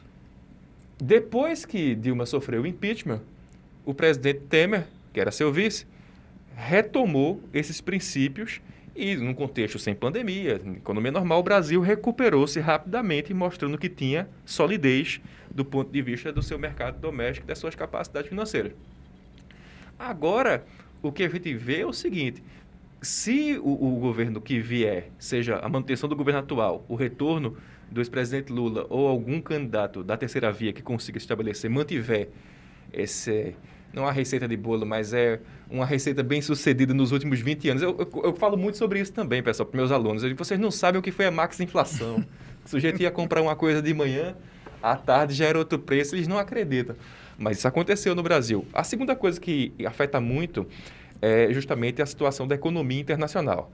Acho que a situação dos grandes players da economia mundial, que são nossos maiores parceiros comerciais, notadamente a China e os Estados Unidos, também os países da Europa Ocidental, vai definir muito qual que é a nossa capacidade. Se eles comprarem mais, o Brasil se beneficia. Se eles sofrerem mais com a pandemia e com outras dificuldades, isso naturalmente também nos prejudica. E a terceira coisa, que acho que não pode ser negligenciada de jeito algum, de modo algum, é justamente o nível de adaptabilidade do cidadão comum a essas circunstâncias. O brasileiro já se mostrou muito resiliente em situações diversas. Assim, esse período que a gente tem de 20 anos de estabilidade econômica é muito raro na nossa história. Muito. E a gente tem uma capacidade grande de adaptação que vai ser posta mais uma vez à prova, e vejamos quais são os limites e possibilidades disso no contexto no qual o cidadão vai ter que readequar a sua despesa, ele vai ter que se estruturar, mas muito provavelmente, acho que como aconteceu nos períodos anteriores, a conta chega no ano seguinte, depois das eleições. Aí sim que a gente vai ter um teste de força maior. Exato. Então, aí eu queria trazer mais assim pra gente, né? Pra prática, pro cotidiano, Sim. porque aí que tá, né? Sandra falou em planejamento familiar, né? Então, vamos puxar um pouquinho esse lado. E aí eu fiquei refletindo algumas coisas, né? Que a gente precisa pontuar. Primeiramente, eu acho que é focar nessa questão do endividamento. Porque quando o dinheiro está curto, né? A cultura da gente fez isso, né? O dinheiro encurtou, então não sobrou dinheiro, usa cartão. Como se fosse complemento de renda. A gente sabe que não é. E essa conta é cara, e essa conta chega e não dura, em curto espaço de tempo, né? No mês seguinte tá lá a fatura para você pagar. E aí vira Às meme vezes, na internet, né? Às vezes menos de uma semana, dependendo do de quando fez, exatamente, Helena. Então, assim, não adianta fazer meme na internet, não sei de onde veio essa fatura, porque você utilizou, você gastou ali, né? Não fui eu. Não fui eu, foi alguém. O culpado é alguém, né? Então, ter cuidado com o uso do cartão de crédito, mas eu queria chamar a atenção para esses cartões que a gente tenha essa facilidade de aumentar limite, né, das fintechs, né? Que são cartões que você faz com o aplicativo, então é muito mais fácil para as pessoas e você aumenta ali o seu limite ou diminui de acordo, você vai personalizar ali o seu cartão, mas isso é bastante perigoso também diante de um cenário em que a gente lida também com ansiedades. Né? Às vezes a gente está ali com o dedo nervoso, eu quero comprar logo, enfim, não tem paciência de esperar.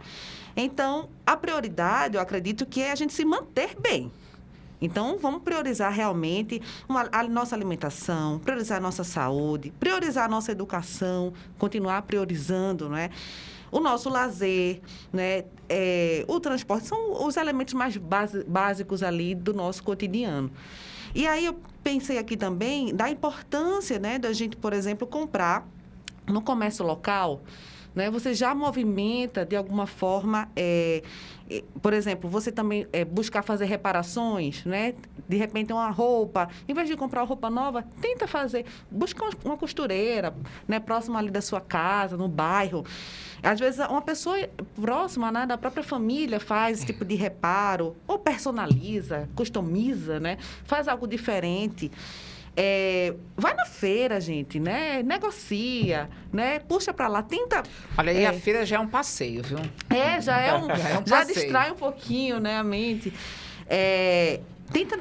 sabe, prioriza a compra à vista, porque ali você barganha, olha, o dinheiro, né? Então, dá um desconto. Gente, não precisa ter vergonha, minha gente. Pede desconto, sabe?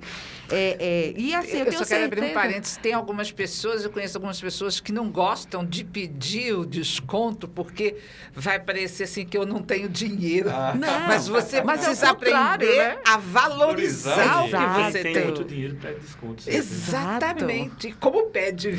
Exatamente, tem que ir por essa via, né? E aí evita esse uso do cartão de crédito para esses bens não duráveis. Gente, tem gente passando, né, feira no cartão de crédito, né? Assim, a gente sabe da questão da necessidade, mas assim, vamos tentar priorizar à vista tudo isso que não dura muito. Alimentação, vestuário, né? Se for comprar um bem durável, que você não tem um dinheiro, né? Assim, se puder postergar, é melhor. Deixa para depois, porque evita que esse negócio tá caro. Mas, se realmente não tiver que esperar, tenta parcelar no máximo aí 100, que não tenha juros, né? No acréscimo dos juros. Então, ser paciente e ter cuidado também, uma coisa, Eliana, que a gente às vezes renega, mas ter cuidado com essa comparação com os estilos de vida, né? Que se tem aí, quando a gente fala, né? Tá na bolha ali das redes sociais.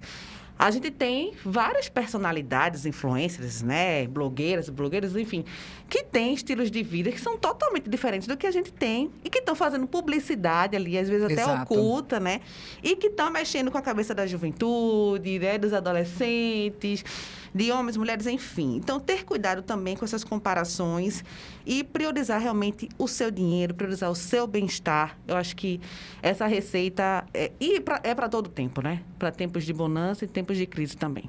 Exato, eu costumo dizer que rede social é um paraíso. Ninguém fica doente, ninguém é pobre, ninguém é feio, né? Todo mundo está sempre sorrindo, todo mundo está sempre bem na fita. Simulacro, né, Eliana? Exatamente. Olha, nós vamos fazer mais um rápido intervalo e a gente volta já já. Você está ouvindo o programa Plural. 105,3, a rádio da família. Olinda.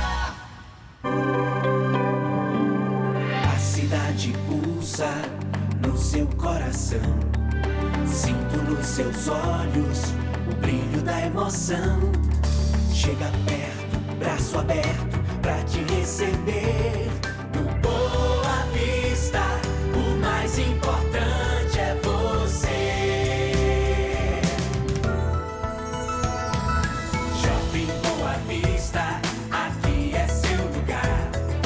Facilita a vida, alegria de encontrar. Chega perto, braço aberto pra te receber. No Boa Vista, o mais importante é você.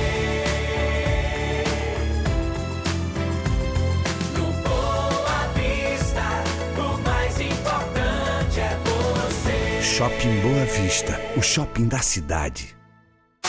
A rádio da família, 105,3 Olinda. Aqui de frente pro mar, onde tudo é feito pra você sentir novas emoções. Shopping Pátio Olinda. Um sonho, um presente, um carinho, onde tudo é feito pra encantar você. Você merece tudo isso. Shopping Pátio Olinda. Shopping Pátio Olinda. Você merece tudo isso.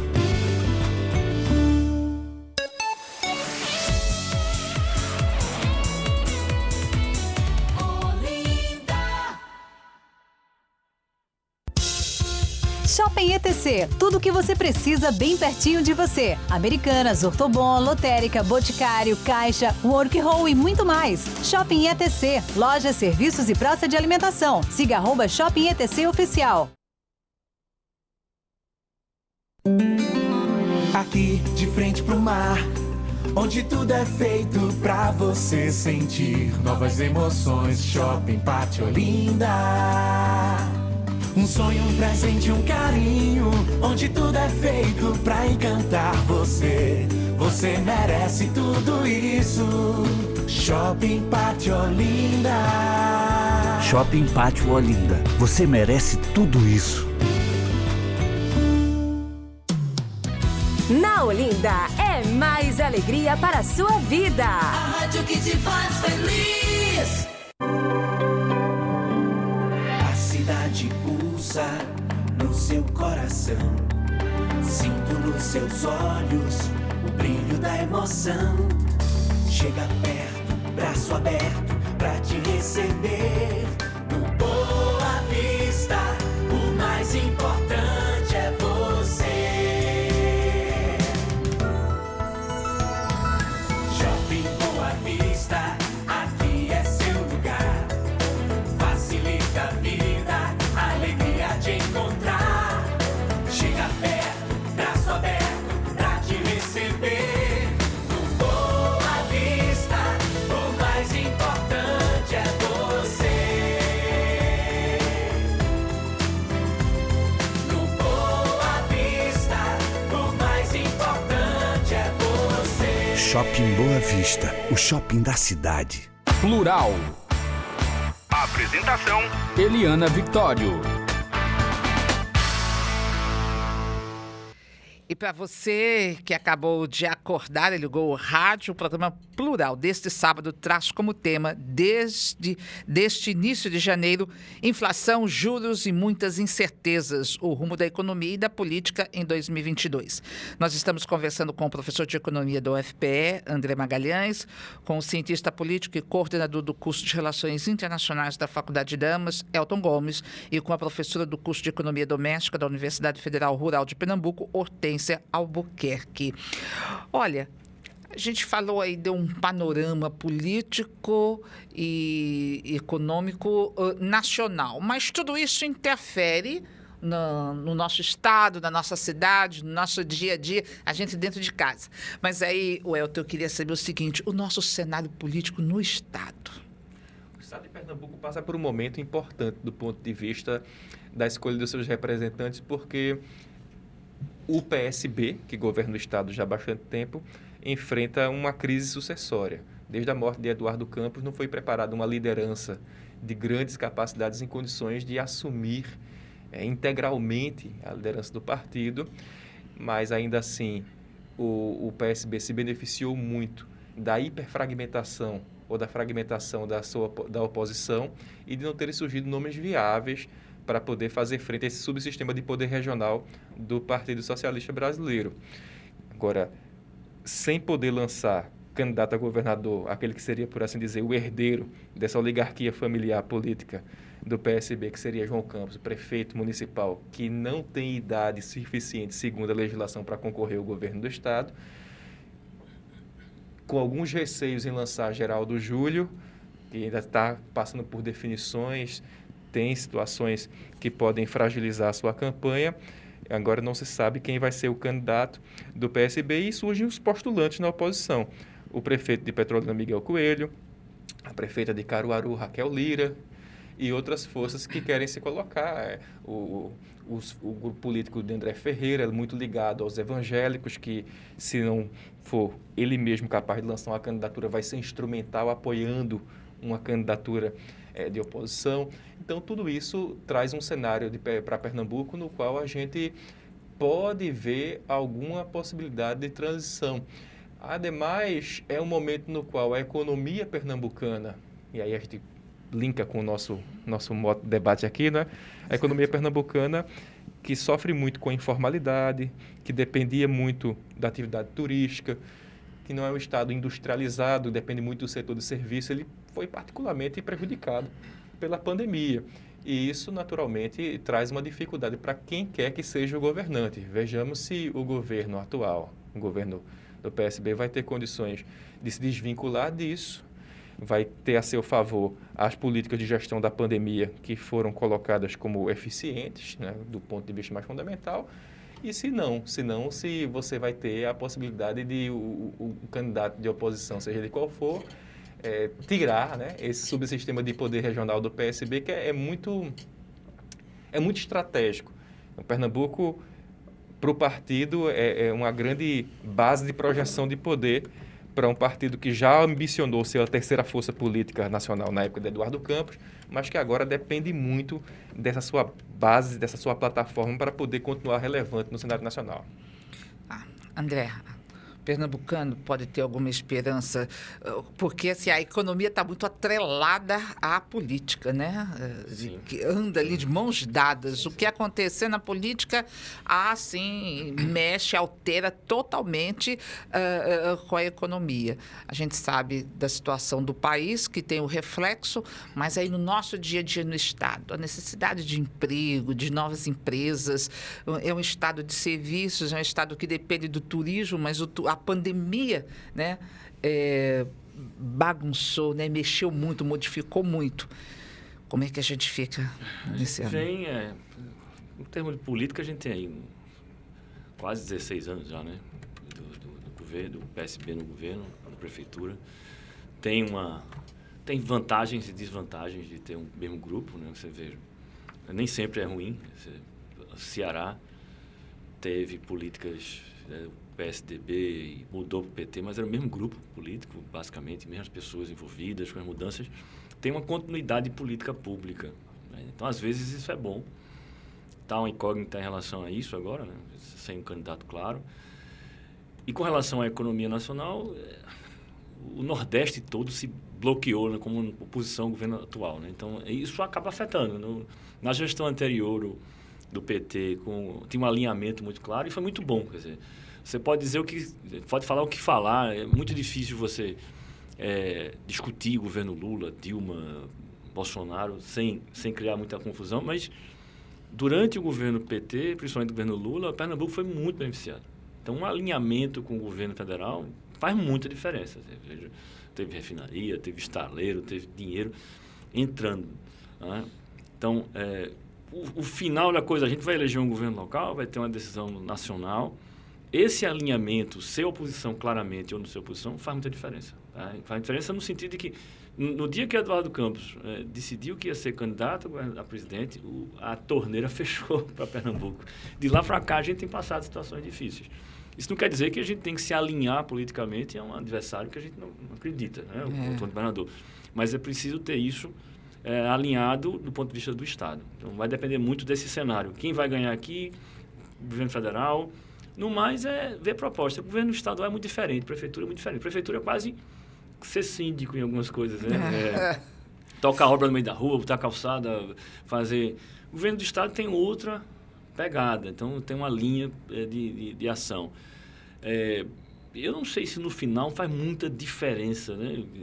Se você tem um grupo ou outro, depende muito da proposta. A gente não discute proposta. Na realidade, vai ter que administrar a situação. E assim, os estados estavam basicamente falidos antes da pandemia. Eles tiveram uma folga agora fiscal razoável. E aí a gente vai voltar à realidade desse negócio. Então, Pernambuco tem como grande mérito pagar a folha em dia. Eu estava tendo, quer dizer, que é uma coisa que é relativamente pouco, mas alguns estados nem estavam pagando. Então, assim, a gente tem uma visão de longo prazo, a educação, como é que a gente vai fazer, a gente tem alguns programas legais, mas no final das contas vai ser isso, vai ser uma discussão interna, política, mas esse alinhamento, a gente vai estar atrelado um pouco a esse cenário nacional, não tem como não estar. Deixa eu fazer uma pergunta. A aprovação do novo Refis, ela é uma situação que alivia a situação das empresas, alivia a situação da sociedade, de quem está dentro de casa, do pequeno, enfim, melhora. A gente faz Refis para a empresa e geralmente para a empresa que tem dinheiro. Então, assim, não tem o indivíduo, né, pessoa física, tem pouca brecha, mas... Numa situação como essa, a gente criou essa cultura. Esses tipos de programa, eles acabam se incorpora. Uma vez que você dá o desconto, você faz a renegociação, as pessoas esperam ter novamente. É a mesma coisa de IPTU, né? Tem município que não consegue cobrar IPTU porque as pessoas se acostumaram a não pagar.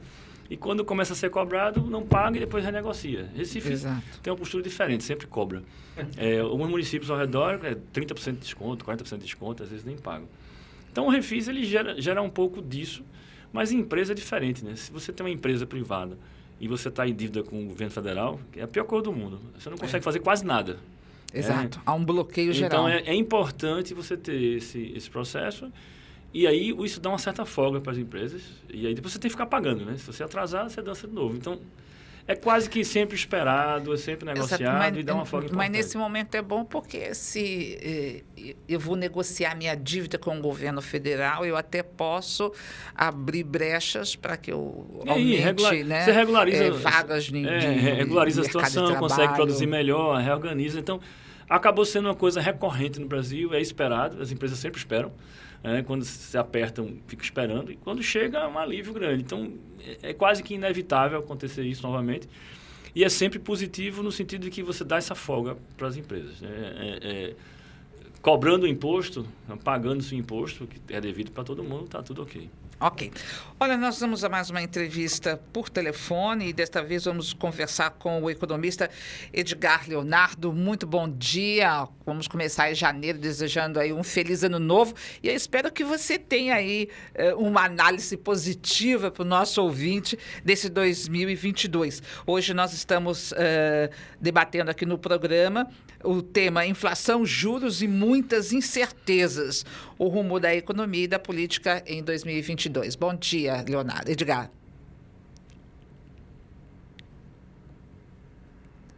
Será que... Eita, vamos colocar aqui, até me esqueci do... Alô? Está ouvindo? Acho que nós tivemos um probleminha. Vamos aí, até que o pessoal aqui da produção consiga restabelecer a linha com ele, o contato com ele. A gente segue aqui no nosso programa.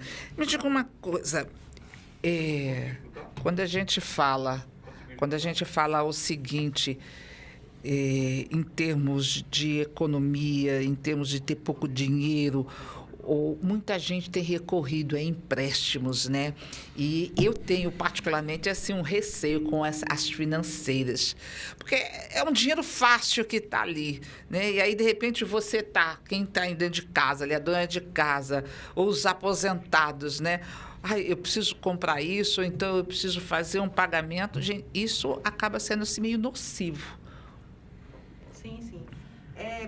Então, inclusive chega a ser um assédio, né? Muitas vezes o que acontece. Eu já vi relatos de pessoas idosas. Eu acompanhei durante acho que uns 2 anos ou 3, o Núcleo de Apoio ao Superendividado do Procon Pernambuco.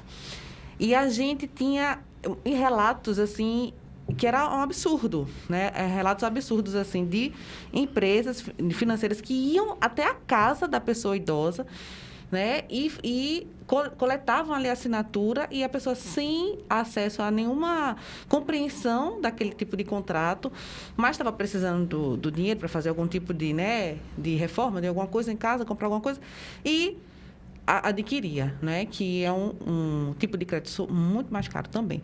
Então, assim, sinceramente, nesse momento, que é um momento incerto, né, que a gente não tem estabilidade ali do recurso financeiro, da sua receita, do que está entrando, então evita. Né? Não cai na falácia, no jogo, não é sedutor desse dinheiro fácil. É melhor, por isso que eu disse, desde o início, eu estou batendo nessa tecla, né? E é importante, tem que ser resiliente, tem que ser paciente nesse momento. Né? Se você tem um fôlego para esperar, espera. Né? Porque a gente precisa pensar, quando a gente pensa em orçamento, a gente precisa pensar nessa família. Essa família é uma família de pessoas desempregadas, de pessoas informais, né, empregadas informal, ou de pessoas formalizadas, mas que não estão ali estabilizadas, podem ser demitidas a qualquer momento. Então, como é que você vai comprometer algo que já está curto ou algo que você nem tem? Não faz sentido. Não faz sentido você adquirir um crédito, porque, vejam, o crédito é um dinheiro que lhe é creditado, que lhe é emprestado. E ele tem um custo. E você paga também por esse custo. Geralmente é o dobro, é o triplo, não é? Então, você não está tirando... Uma pessoa vai tirar R$1.000, eu vou tirar um empréstimo de R$1.000 para comprar alguma coisa, né? Muita gente tirou empréstimo para comprar moto, né? Para fazer algum tipo de trabalho, de delivery, alguma coisa. Então, você não vai tirar só o dinheiro da sua moto. Você vai tirar o dinheiro da sua moto e de outra moto, digamos assim, porque você vai pagar também por esse dinheiro que é uma mercadoria, né? Então, a gente tem que ficar atento a isso. Então, pessoas, ouvintes, né? Lembrem-se que esse dinheiro é uma mercadoria que você também vai pagar pelo dinheiro que você está pegando emprestado, né? Exato. Bom, agora sim, a gente conseguiu restabelecer o contato com o economista Edgar Leonardo, ele já está na linha. Edgar, muito bom dia, feliz ano novo. Nós estamos debatendo aqui a questão da inflação, juros e muitas incertezas, o rumo da economia e da política em 2022. E qual a análise aí que você faz para esse começo de ano? Bom dia, feliz ano novo para todos aí, para o André, para você, para a equipe toda. Na verdade, esse começo de ano a gente tem que ter muito cuidado. Como você já bem colocou aí na introdução, a gente está começando um ano onde a gente vem ainda com um desemprego bastante alto, né? Uma expectativa de crescimento do PIB que já foi pelos últimos relatórios aí do ano passado, inclusive do Boletim Focus e outros analistas, com um crescimento pífio para a economia brasileira, né? Uma queda também do ritmo de crescimento mundial, que isso impacta bastante aqui, né? Então, a China com expectativa de crescimento em relação a 2021 pequeno, né?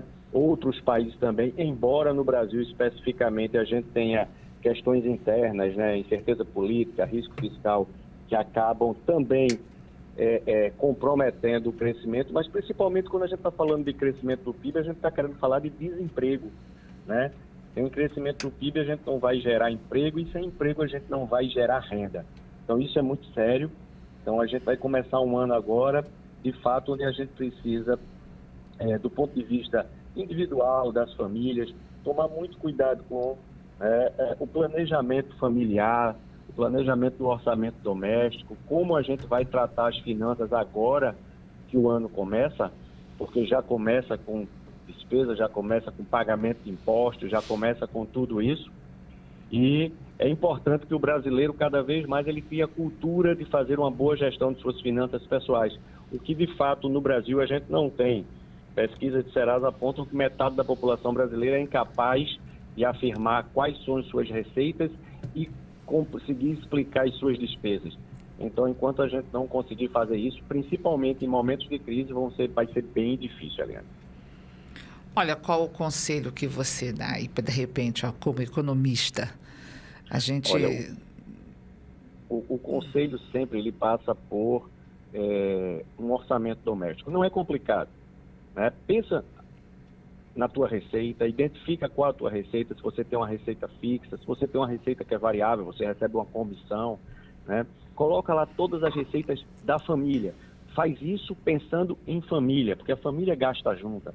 Então não é o meu dinheiro, o dinheiro da esposa, o dinheiro do filho, mas o dinheiro de todos aqueles que estão na casa, às vezes um avô, um pai, uma sogra.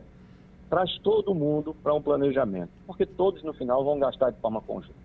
Então senta, analisa quais são as receitas, se tem uma receita que é variável, se tem uma receita que é fixa, se tem uma receita que tem uma relativa estabilidade, ou seja, um funcionário público, um pensionista, ele vai ter uma diferença com relação à receita de alguém que foi recém-empregado e que pode eventualmente perder o emprego. Do outro lado, coloca todas as despesas dessa família. Identifica quais são as despesas que essa família tem de maneira corriqueira para poder manter o seu padrão de vida e, eventualmente, tenta identificar despesas que podem ser reduzidas ou abandonadas. Uma revisão no plano de uma TV, uma melhoria no plano de assinatura de celular, né? Um parcelamento que vai ser quitado, atenção com esses parcelamentos, como você bem colocou, a gente tem juros, né? Então, faz um orçamento, verifica a compatibilidade dessas despesas com essas receitas e se planeja. Talvez, se for o caso, tiver um endividamento, toma um crédito mais barato para poder quitar, ou até vende um ativo, vende uma moto, vende uma TV, vende um carro, quita dívida, principalmente dívidas caras, dívidas, por exemplo, com cartão de crédito, que tem uma taxa de juros muito alta e torna-se impagável. Planeja tuas finanças para começar o ano de 2022 de maneira saudável, né? A gente tem que lembrar que quando a gente está falando de finanças pessoais, a gente está falando também de saúde emocional, né? Já tem informações de que cerca de 30% das pessoas que têm dívidas, essas pessoas têm algum tipo de depressão. E se você imaginar que a gente tem aí pelo menos entre 60% e 70% dos brasileiros endividados, então a gente daí tira o volume de pessoas com algum tipo de depressão dentro da economia brasileira. Ok, Edgar, o recado está dado, o conselho, eu acho que é bem isso, um planejamento em tudo que a gente for fazer, principalmente no que diz respeito às finanças, ao nosso dinheiro, que é curto, caro, demora para chegar e quando chega vai embora rapidamente. Edgar, foi um prazer, mais uma vez aí um ótimo ano para você, um bom final de semana e obrigada pela sua participação. Até breve, viu? Grande prazer, até breve, um abraço para você, para a equipe, para o André e para todo mundo. Ok, valeu. Bom, tem o Leonardo, na realidade, algo que Hortência vem colocando, né? A questão do planejamento aí, familiar, do que você vai gastar, do que é prioridade. Se não for assim, né? A gente termina 2022 ainda muito mais endividada, né? Com muito mais dificuldade do que... mais triste também. Exato, do que terminamos 2021. Bom, gente, olha, o nosso programa é que está chegando ao final. Nós temos aí 10 minutinhos, né? E o que eu gostaria de saber de vocês aí, para a gente poder...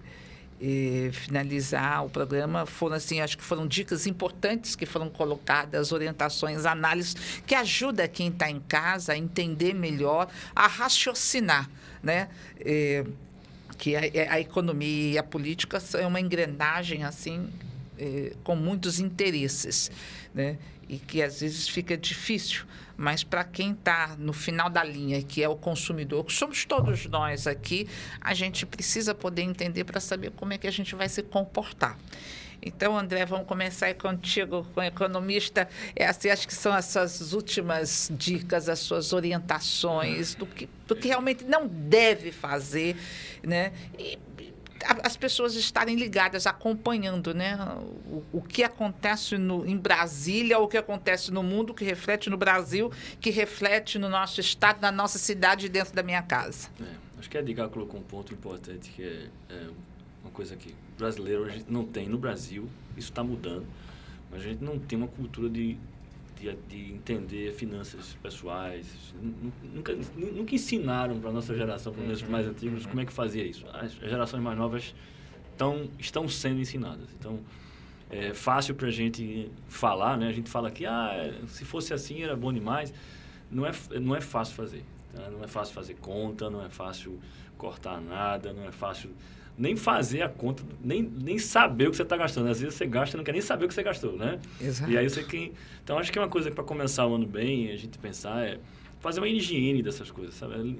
É listar tudo mesmo. Eu não tenho um computador, faz no papel, sabe? Agora chama todo mundo. Acho que é outro ponto que ele colocou aqui. É a hora de chamar a família. Não adianta você fazer a economia e a esposa fazer, o marido não fazer, os filhos não fazer. Então, é uma coisa para começar bem o ano. Vai ser um ano relativamente mais difícil do que a gente gostaria, porque a gente tem inflação alta, isso vai afetar, você vai sentir isso nos preços, as pessoas vão sentir isso ao longo do ano. Mas a gente vive nesse mundo. Então, assim, não adianta a gente querer fantasiar sobre as coisas que vão acontecer. A primeira coisa que tem que fazer é organizar as coisas em casa, pensar o que é realmente essencial, tentar se preparar para esse ano, né, que está começando. Lembrar sempre de tentar pagar as contas, né, possível dia, o que não conseguir pagar ir cortando, porque sem isso a gente vai ter um ano mais difícil, pessoalmente, né, individualmente. Então tem um lado nacional, tem um lado estadual, tem os outros fazendo a confusão e tem a gente em casa. Então é sempre difícil.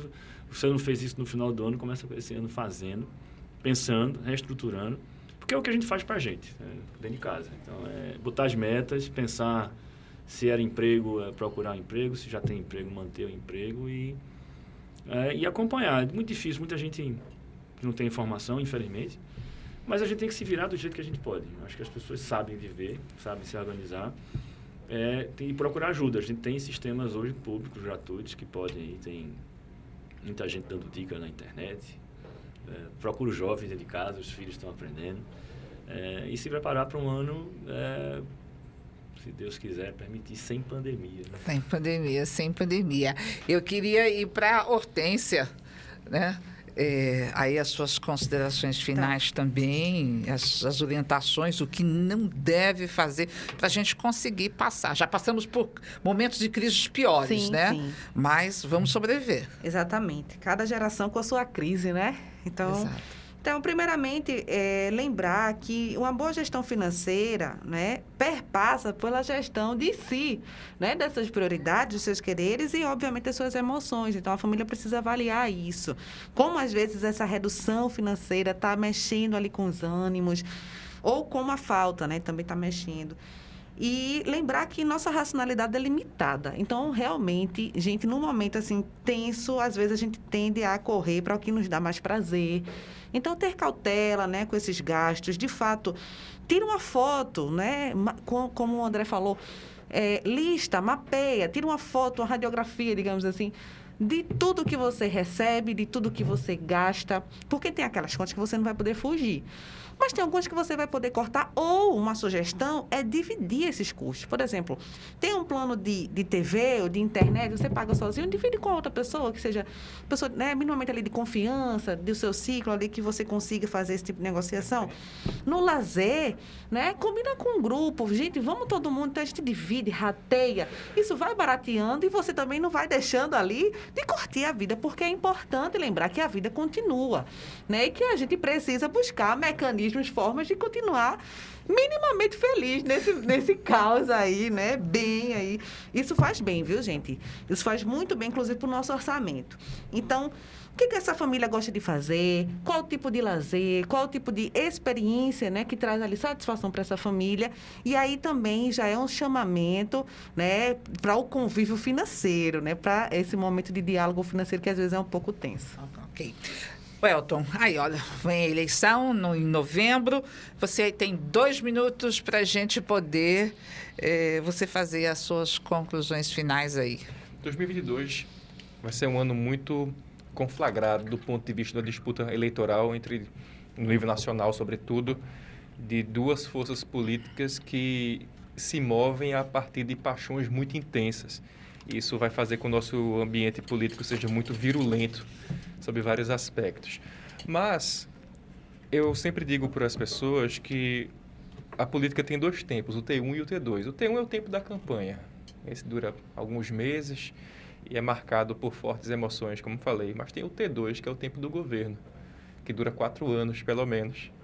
E onde cabe ao cidadão acompanhar a ação dos seus representantes, decidir se vai renovar o seu apoio ou não àquele grupo político depois de madura reflexão e aprender a respeito, minimamente, a exemplo do que você tem que aprender de finanças pessoais para poder gerir sua própria casa, também é interessante que você, por um exercício de cidadania, aprenda sobre o funcionamento das instituições, princípios constitucionais, elementos associados ao orçamento público e o básico da atividade governativa para que você possa fazer uma decisão consciente. Afinal de contas, não se faz uma república sem republicanos. Ok, então. Gente, o recado está dado. A gente espera aí que o 2022 seja bom para todos, para todos. Vamos aí valorizar o dinheiro que é tão suado, né? Que a gente ganha aí ao longo do mês, para que a gente possa passar aí o ano, né, sem tantos momentos de tristezas, de aperreio e sem tanto desemprego. Com o apoio técnico de Felipe Rafael e a participação nas mídias sociais de Marília Oliveira e na produção Vitor Arruda, o programa deste sábado está terminando.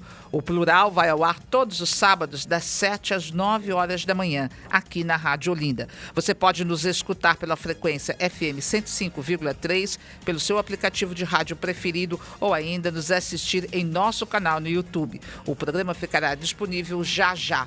Olha, um ótimo sábado, aproveitem o dia e espero que todos tenham começado 2022 com o pé direito. Até lá.